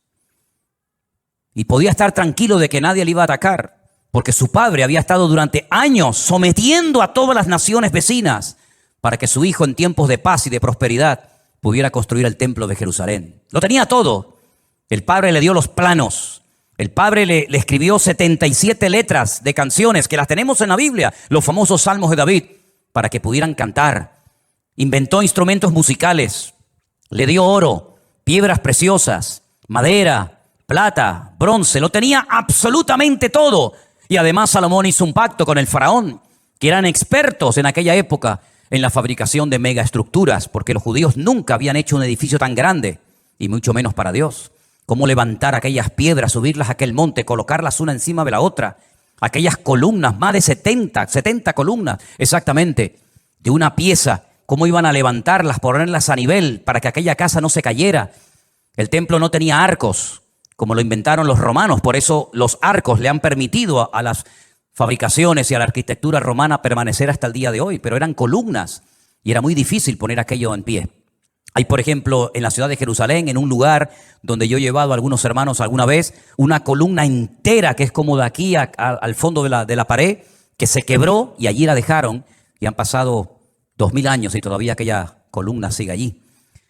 Él hizo un pacto con el faraón, se casó con su hija, hizo un pacto de no agresión. De hecho, su hija se murió en Jerusalén, y hay en el torrente de Cedrón hay una pirámide pequeñita, recordando que allí está enterrada una mujer de origen egipcio, porque ella murió en Jerusalén, y el faraón le ayudó a construir aquel hermoso templo.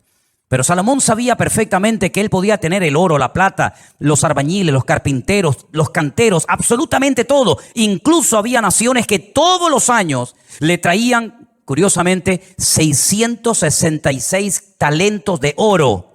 Multiplique 666 por 45, era una barbaridad de kilos de oro para ayudarle. Venían personas de todos los continentes de la tierra. Unos le traían marfil, otros le traían diamantes, otros le traían de todo.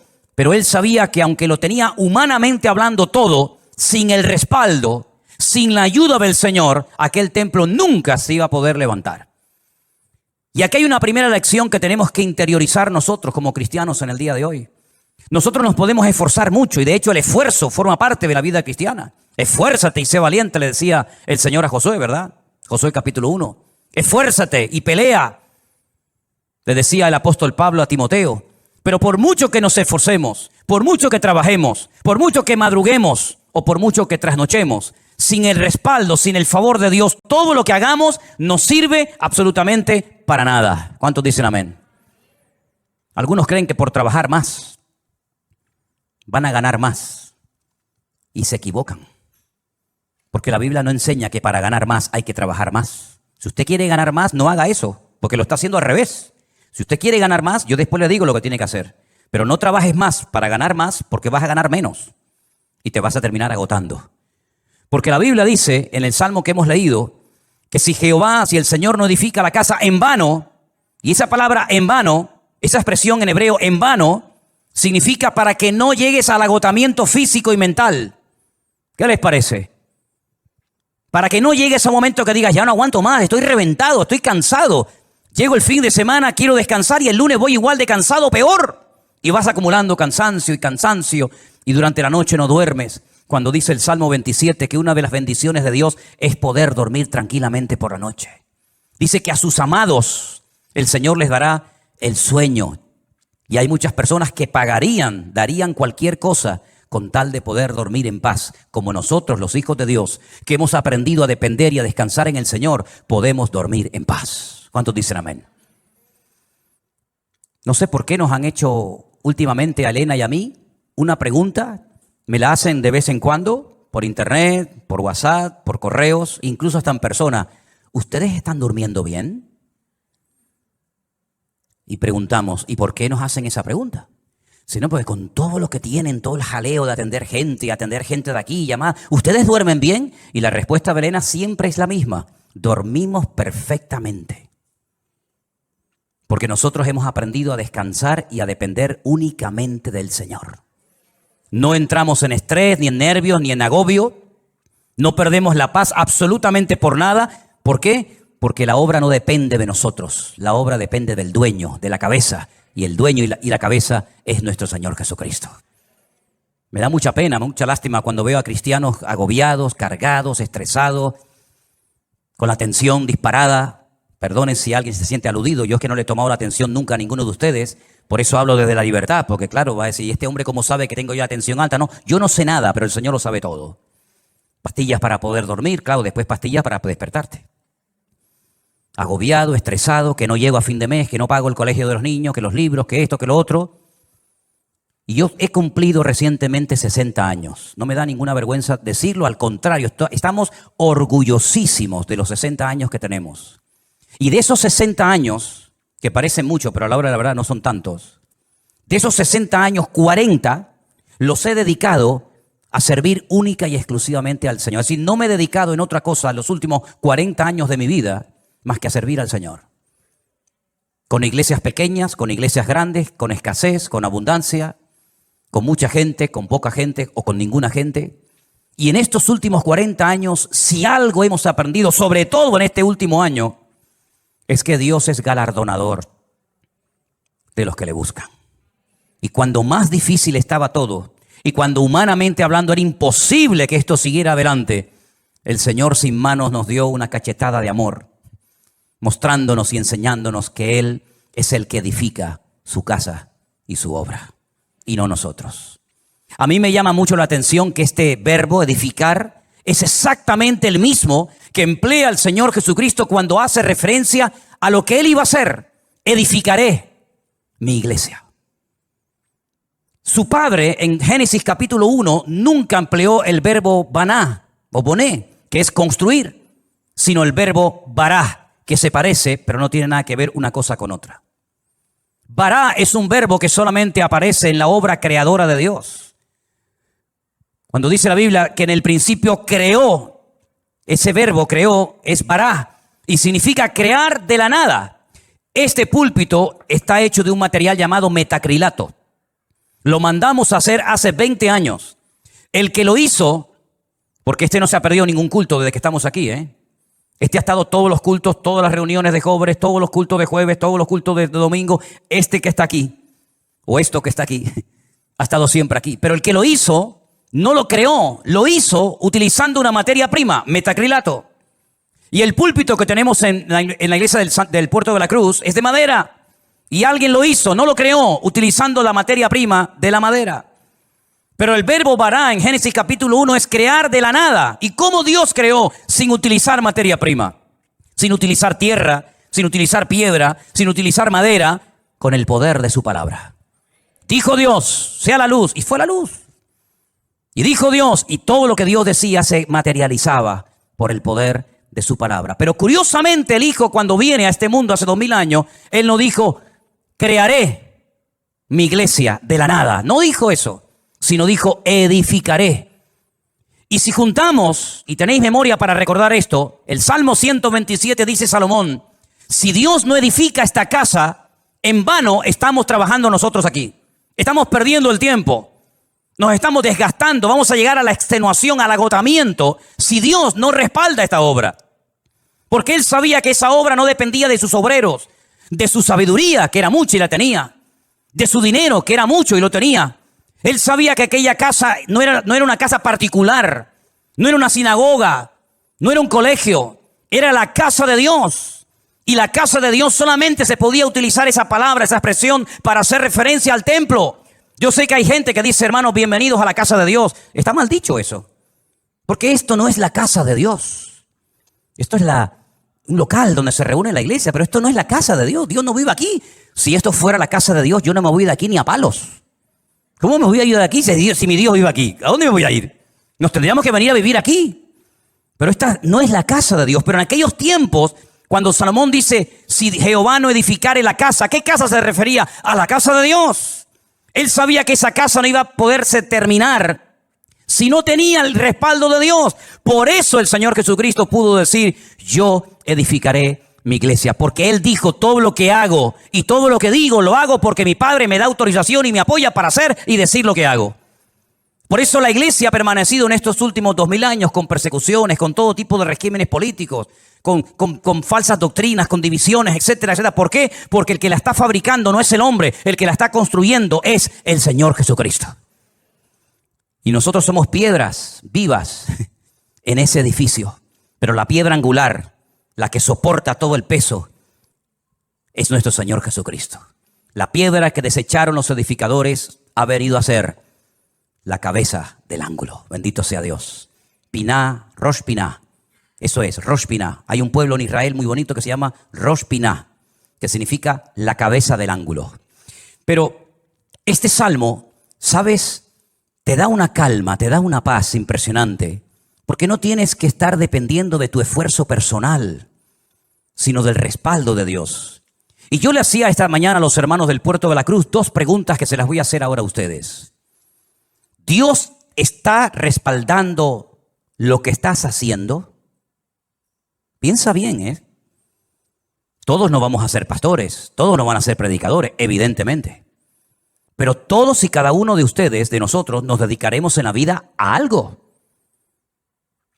Pero mi pregunta es, ¿a eso a lo que hoy por hoy te estás dedicando, tú notas en tu vida el favor de Dios, el respaldo de Dios? Si la respuesta es sí, yo siento que en mi profesión, en mi carrera, en mis estudios, en mi trabajo, yo siento y noto que el respaldo, que la bendición de Dios está conmigo. Gloria a Dios, no sabes cuánto me alegro, hermano. Pero si la respuesta es no, entonces ¿por qué lo estás haciendo? Si sabes que Dios no te ha mandado a hacer lo que estás haciendo, ¿cómo te atreves a hacerlo?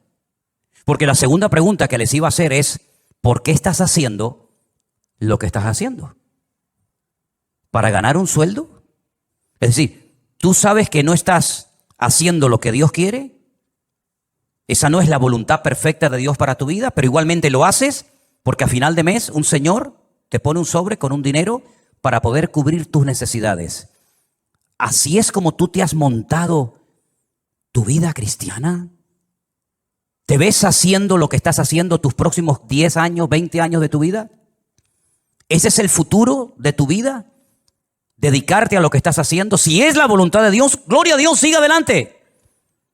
Pero como la vida es tan corta y cuando te des cuenta pasó, ¿cómo hay creyentes que se han dedicado toda la vida a hacer lo que saben que no era la voluntad de Dios perfecta para ellos, pero al fin y al cabo lo hacían para al final de mes recibir un sobrecito con un hueso que te daba un señor que le sobraba de todo, que a veces no te pagaba lo que tú merecías por haber trabajado tanto, pero dependías de él hasta para poder poner un poco de gasolina a tu coche o hacer una compra en un supermercado? Para eso murió el Hijo de Dios en una cruz, para que viviéramos como la gente del mundo, sin marcar una diferencia y sin demostrarle al mundo que Dios nos enseñó a nosotros en su palabra un estilo de vida diferente. Yo te voy a confesar algo que probablemente es la primera vez en mi vida que voy a decir en público. Yo no sé si en algún momento, en alguna iglesia, en alguna predicación, desde los 19 años que estoy sirviendo al Señor, yo he dicho alguna vez esto que voy a decir ahora. Esto sería como dicen en televisión, esto es una primicia. ¿Tú sabes cuál era la preocupación, la gran pregunta que yo tenía en el tercer año de escuela bíblica, de seminario, cuando yo estaba a punto de salir? ¿Sabes cuál era mi pregunta? ¿De qué voy a vivir? Porque yo no quería volver a la casa de mis padres. Porque yo le había dicho a mi padre que el Señor me había llamado. Y cuando él me preguntaba ¿de qué vas a vivir? No había iglesias por ninguna parte. Hoy en día hay iglesias por todas partes. Pero en aquellos años, hace 40 años, no había iglesias prácticamente por ninguna parte. Eran contadas con los dedos de una mano las iglesias que, por ejemplo, había en Tenerife. Muchas de las iglesias que ustedes conocen o han visitado, o a lo mejor han estado, no existían. Las iglesias eran de 10, 15 personas. Había muy poca gente, un culto de jóvenes con 5, 6 jóvenes. Era un avivamiento. No había prácticamente nada y la pregunta que yo tenía en aquellos años era ¿de qué voy a vivir? Porque no quiero volver otra vez a vivir en la casa de mis padres. Porque sería entonces darle la razón al viejo de que me equivoqué. Y al fin y al cabo tengo que volver a vivir con ellos hasta para poder comprarme un par de zapatos. Pero casi la última semana de estudiar en aquella escuela bíblica en Las Palmas, en un piso allí cerca de las playas de las canteras, llegó un misionero, como eso ya les he contado en otras ocasiones, y me pidió que viniera aquí a Tenerife a echarle una mano en la obra. Y desde ese día, el 31 de mayo me gradué. Mayo tiene, desde el 1 de junio de 1981. ¿Qué día es hoy? ¿Cuál? 31 de octubre, fíjate. Desde el 1 de junio de 1981 hasta el 31 de octubre del 2021, yo no he hecho otra cosa en mi vida más que servir al Señor. Me pude casar, pudimos viajar, hemos fundado iglesias en algunos lugares y estamos disfrutando de la obra del Señor como nunca jamás en la vida habíamos soñado. Sabemos lo que es estar sentado en una cama con una libreta, con una calculadora, sacando los gastos del mes y diciendo, no llegamos, no llegamos, no llegamos. Pero también sabemos lo que es, el Señor es mi pastor y nada me faltará. Hemos aprendido a vivir en escasez como no te imaginas. Y hemos aprendido a vivir en abundancia. Hemos aprendido a dormir en cualquier lugar.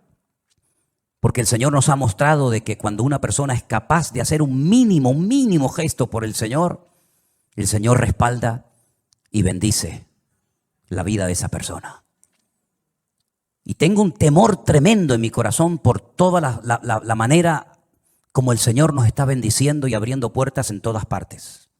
Porque sabemos perfectamente que no es por nuestros méritos. No es por nuestros méritos. Quiero decirles que cuando muchos de ustedes vinieron a esta iglesia, nosotros ya hacía años que estábamos aquí. Hacía años que estábamos en este lugar. Y el Señor ha ido edificando poco a poco su obra. Y hoy en día podemos hablar para la gloria del Señor de miles y miles de personas que en todas partes del mundo, muchos de ellos han conocido al Señor Jesucristo como su Señor y Salvador personal en este último tiempo. Anoche tenía una reunión por Zoom con todos los hombres de la iglesia virtual del grupo número 2, gente con más de 80 años, dándole gracias al Señor porque en la recta final de su vida, como ellos mismos decían, han conocido el evangelio del Señor Jesucristo y tienen un hambre por conocer más y más de la palabra que a mí realmente me deja sorprendido todo lo que el Señor está haciendo. Yo quiero decirles a todos y a cada uno de ustedes que yo también tuve tu edad. Y estuvimos dispuestos cuando éramos jóvenes, recién casados con 21 años, a pagar un precio. Y nos llamaron locos. Los pastores nos reunían de vez en cuando y nos decían, estáis locos. ¿Cómo sois capaces de ir con una niña pequeña como era Priscila en aquellos años a un país tan lejos, sin conocer prácticamente a nadie, a vivir por fe? Pero cuando el Señor edifica su obra y cuando el Señor respalda su obra, no hay impedimento que pueda frenar la vida de un hijo y una hija de Dios. Y yo quiero desafiarte a que tú pierdas el miedo, porque si de algo a mí me ha servido el Salmo 127 es a perder el miedo. Si Anderson, que está conectado al liderazgo y a los coordinadores de la iglesia virtual número 1, les hablara acerca de lo que cuesta, del presupuesto enorme que cuesta el hacer todas las actividades, nos quedaríamos con la boca abierta. Pero el Señor ha suplido de una forma increíble, porque el Señor es galardonador de los que le buscan y cuando Él edifica la casa, no hay nada ni nadie que la pueda detener.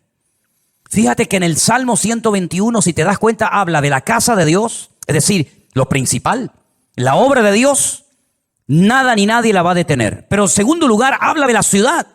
Si Jehová no guardare la ciudad, en vano vela la guardia. Este versículo, cada vez que me tocaba a mí guardia en el ejército y te daban todas las balas y la metralleta y el armamento para estar de guardia, yo siempre lo decía en alta voz: si el Señor no guardare la ciudad, en vano vela la guardia. Porque todo lo que hagamos, todo tu esfuerzo personal, y que conste, quiero dejar bien claro, por favor, hermano, que el Salmo 127 no es un salmo que apoya al perezoso, al vago, al negligente. No, al contrario. El esfuerzo forma parte de una vida cristiana normal, pero todo nuestro esfuerzo, nuestro sudor, nuestro trabajo no sirve de nada si el Señor no respalda lo que estamos haciendo para Él. Absolutamente de nada. Luego es un golpe al ego del hombre, porque la gloria no me la llevo yo. Yo he sido el que he edificado, como decía Salomón, Nabucodonosor, ¿se acuerdan? Yo fui el que levanté la gran Babilonia. Y al final tuvo 7 años viviendo en un monte como un animal para que el Señor pudiera arrancar de su corazón la arrogancia y el orgullo. Porque una persona arrogante, acomplejada u orgullosa no es digna de estar sirviendo al Señor. Una persona con orgullo, una persona que se le sube a la cabeza lo que tiene, lo que es o lo que hace, es una persona que no está capacitada para estar al frente de una obra. Por eso a mí me da alegría ver al hombre más sabio de la tierra, a uno de los hombres más ricos del mundo, como era Salomón, que cuando la reina de Saba vino y lo visitó, le dijo: lo que me contaron no es ni el 1% de lo que ven mis ojos. Que él reconozca que el éxito de aquella obra no estaba en él, sino estaba en su Dios. Y nosotros tenemos que aprender hoy más que nunca, que tenemos que aprender a depender de Dios. Y eso hay que enseñárselo a nuestros hijos. Y hay que enseñárselo a los jóvenes de la iglesia, para que nos demos cuenta de que en estos tiempos donde la economía está en crisis y donde el mundo irá, según la Biblia, de mal en peor, nosotros estemos preparados y sepamos adaptarnos a las circunstancias y no perder la paz ni el equilibrio, porque el Señor es nuestro Dios y estará con nosotros todos los días hasta el fin del mundo.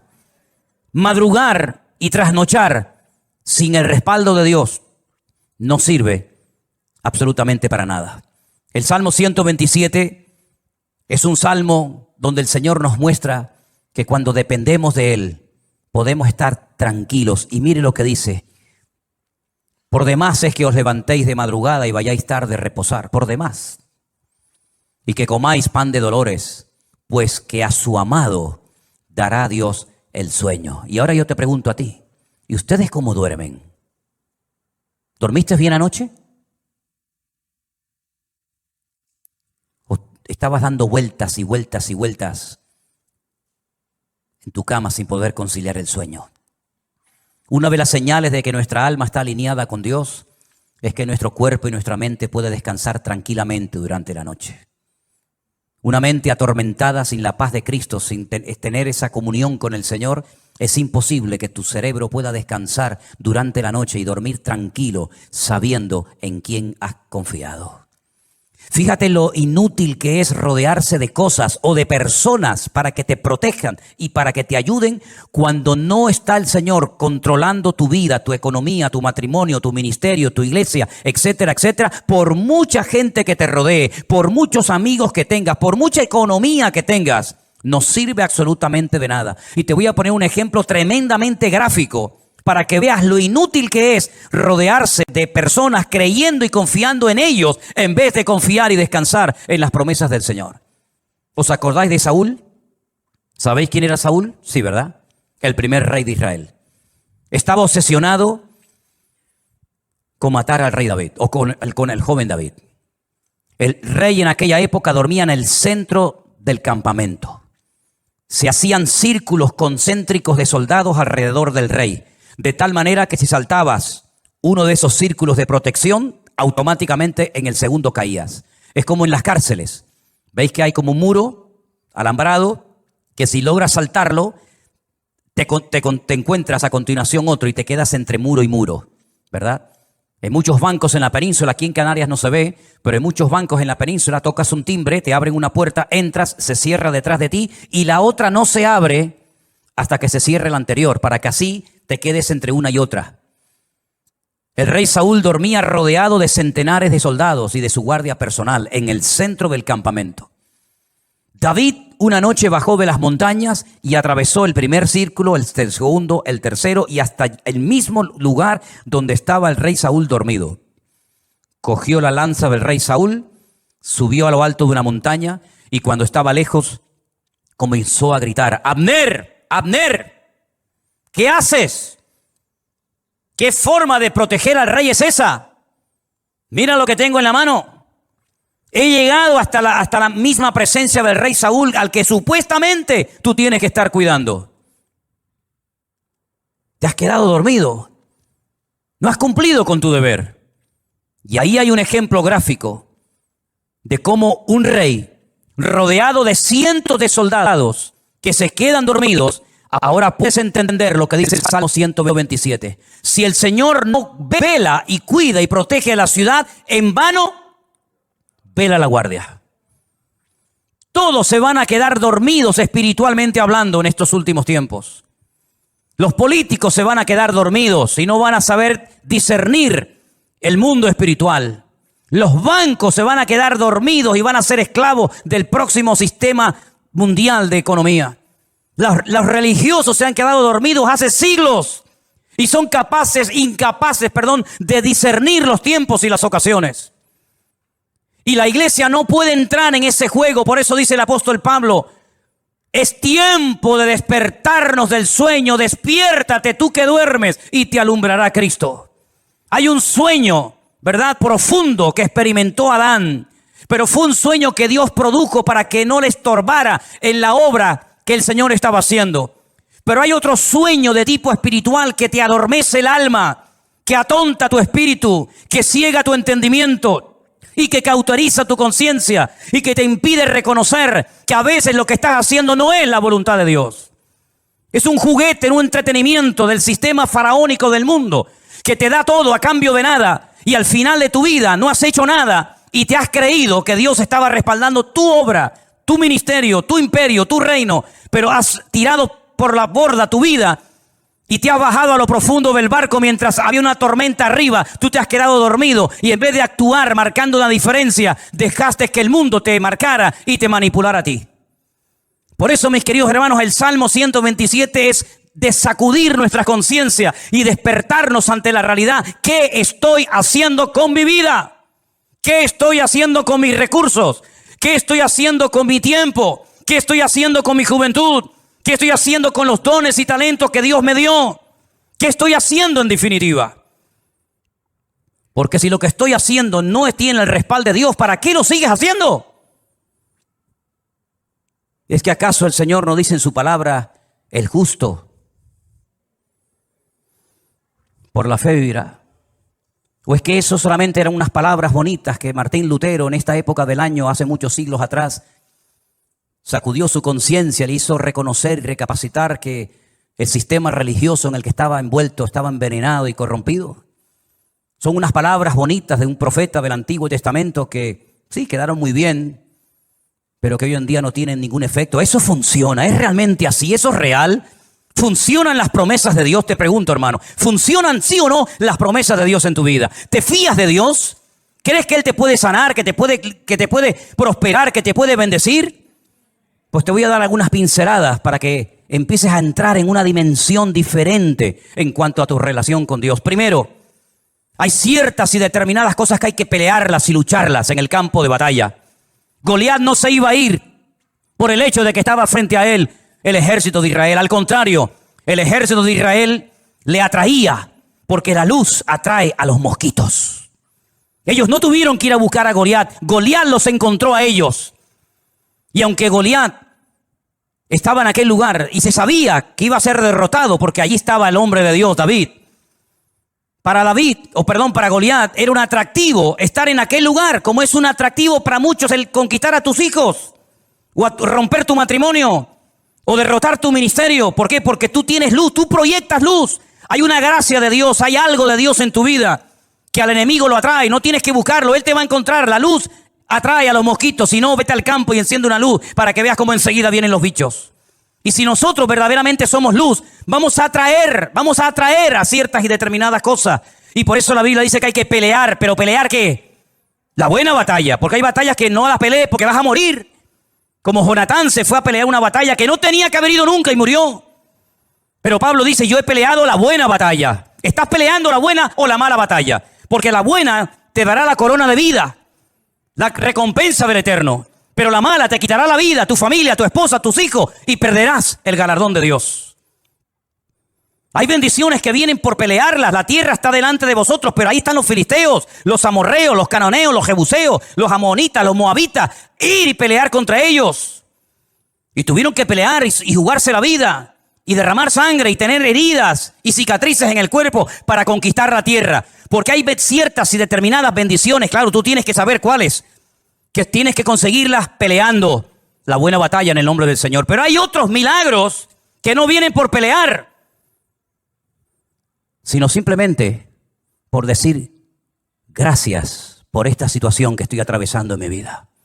Cuidado, no solamente es una palabra mágica, gracias y ya viene el milagro, no. Es una actitud, es una edificación interior de tu alma producida por la obra del Espíritu Santo en ti. Y cuando tu corazón no tiene quejas ni dudas, porque puedes decir yo sé en quién he creído, eres capaz de llegar a un cementerio en un ambiente de derrota y de pesimismo, cuando incluso los familiares del difunto te echan en cara, si hubieras estado aquí mi hermano no estaría muerto, como diciendo tú eres el culpable, si tú hubieras estado aquí mi hermano estaría vivo. Y cuando te ponen todo tipo de impedimentos y de trabas diciendo no, deja las cosas como están, porque si movemos la piedra va a salir un olor terrible, hace 4 días que ese hombre está ahí enterrado y esto va a ser terrible. Cuando tú tienes un corazón moldeado por la mano del eterno Dios, tú eres capaz de, ante la muerte, decir, Padre, yo te doy gracias porque sé que tú siempre me oyes. Y se produjo un milagro sin ayuno, sin oración, sin reprender demonios, sin gritos, sin show ni espectáculos, sino simplemente con una expresión de gratitud y de dependencia del Padre. Yo sé que tú siempre me oyes. Lázaro, sal fuera. Y se produjo un milagro tremendo. Uno de los milagros más espectaculares de Cristo, simplemente por expresar gratitud en medio de la muerte y del dolor. Y el segundo gran milagro de Cristo, un milagro que consistió en multiplicar cosas. En este caso no fue transformar elementos como agua, vino, sino crear cosas, multiplicar panes y peces de una forma incontable, en pleno desierto, donde no había recursos materiales para poder cubrir la necesidad de tantas miles y miles de personas, cuando sus propios discípulos, y tendrás esta experiencia en tu vida, te lo aseguro, hermanos que te llegarán y te van a decir, pero con ese sueldo, ¿a dónde vas? Y con ese cochecito, ¿qué haces? Y con esa motito, ¿qué haces? Y tus propios hermanos te tratarán de limitarte lo que tienes, como diciendo, pero lo que tienes no vale para nada. Cuando incluso uno se le acercó al Señor y le dijo, ni 300 denarios que tuviéramos, que no los tenemos, por cierto, pero si los tuviéramos, tampoco servirían para dar de comer a estas multitudes. El Señor toma lo poco y le enseña a los discípulos que en el peor momento de sus vidas, cuando acaban de recibir la orden, el desafío de darles vosotros de comer, aprendan a atender a la gente. Pero si no tenemos ni para nosotros. Sí, pero es que hay un principio. Cuando te descentralizas de ti mismo y te centras en Dios y en los demás, el aceite nunca faltará. Nunca faltará. Así que dadles vosotros de comer y yo os voy a enseñar cómo se les da a la gente hambrienta de comer. ¿Qué hay por ahí? Unos cuantos panes y peces, los cogió, los bendijo y dio gracias. Y dando gracias, comenzó a partirlo y le dijo, comenzar a repartir, comenzar a repartir, comenzar a repartir, y hasta llegaron a sobrar cestas enormes llenas de pedazos de la comida que el Señor había multiplicado. Hay milagros que vienen por pelear, hay bendiciones que vienen por pelear y jugarte la vida y hasta la extenuación si hace falta. Pero hay otros milagros que vienen cuando te relajas y dices ya no puedo más. Pero te voy a dar gracias por mi hijo, por mi enfermedad, por mi escasez. Te voy a comenzar a dar gracias y voy a comenzar a gozarme en lo que no entiendo. Y voy a transmitir ánimo, aliento y gratitud a mi familia y a mi gente que me rodea. Y vas a comenzar a ver milagros impresionantes en tu vida. Yo digo una cosa. ¿Qué tienes que perder? Imagínate que te funciona. Vas a estar toda la vida agradecido al Señor por haber aprendido a salir de la miseria, por haber aprendido a gozarte en la adversidad y por haber aprendido a ver la gloria de Dios en medio de las tormentas de la vida. Cuántas tormentas hemos atravesado, cuántos desiertos hemos cruzado, en cuántas cuevas nos habremos metido espiritualmente hablando, pero de todas y de cada una de ellas nos ha sacado nuestro Dios. Y la situación en la que te encuentras ahora mismo, repito, la situación en la que te encuentras ahora mismo, y yo no me estoy dirigiendo a nadie, y lo quiero dejar bien claro, porque yo no necesito un micrófono para hablarte a ti, o a ti, o a ti hermanita, o a ti hermano. Yo no necesito jamás. Necesito de un micrófono para sentarme y decirle a usted, ven para acá. Yo le estoy predicando a toda la iglesia, pero creo que en este momento el Señor me está utilizando para decirte esto. La situación en la que te encuentras ahora mismo en tu matrimonio, en tu economía o en cualquier otra área de tu vida, Dios la ha permitido. Porque lo que tienes que aprender no lo vas a aprender riendo ni saltando, sino llorando y sufriendo. Porque lo que se aprende llorando no se olvida nunca. Lo que se aprende en el dolor y en el sufrimiento no se olvida jamás en la vida.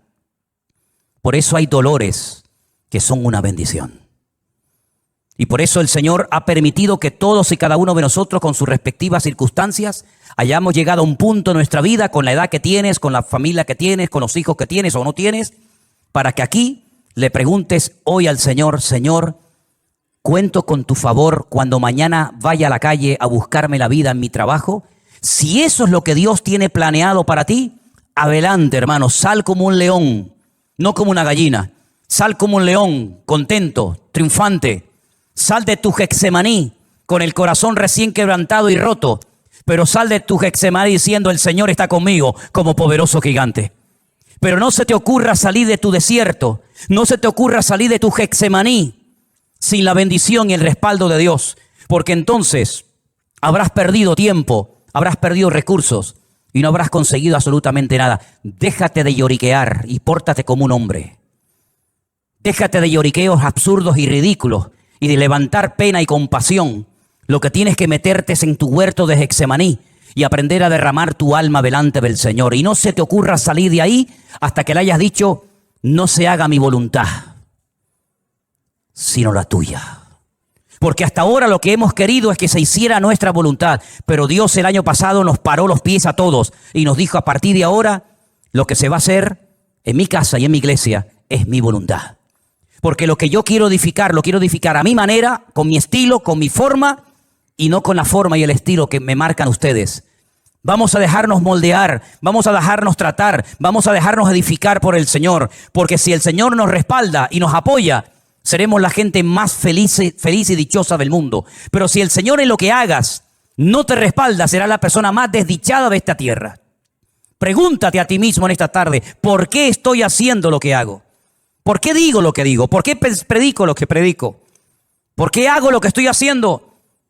¿No será que a veces hemos entrado en un sistema, en una rutina, en una mecánica y no nos paramos en silencio delante del Señor a preguntarle, Señor, ¿qué quieres hacer con mi vida?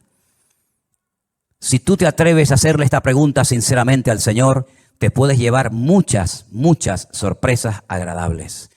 Pero tienes que ser valiente, porque este mensaje no va dirigido a cobardes. Los cobardes, este mensaje les da miedo. Los cobardes se enfadan, porque el enfado es la careta del cobarde. El enfado es el disfraz que utiliza la persona que en lo más profundo de su corazón tiene una inseguridad tremenda y no aprende a depender del Señor. Pero nosotros hoy estamos a cara descubierta ante la presencia de nuestro Dios y Él quiere hacer un milagro y un cambio en tu vida, pero deja que el Señor haga lo que quiera con tu vida. ¿Cuántos dicen amén? Cierra tus ojos ahí donde estás, mi querido hermano y hermana, y recuerda estas palabras. Apréndetelas de memoria. Si el Señor no edifica mi casa, en vano es todo lo que hago. Si el Señor no cuida de mi vida, las alarmas, los seguros, el plan de jubilación, etcétera, etcétera, no sirven para nada. Porque el que trae seguridad y protección a mi casa no es lo que tengo, es lo que soy en Cristo Jesús, mi Señor.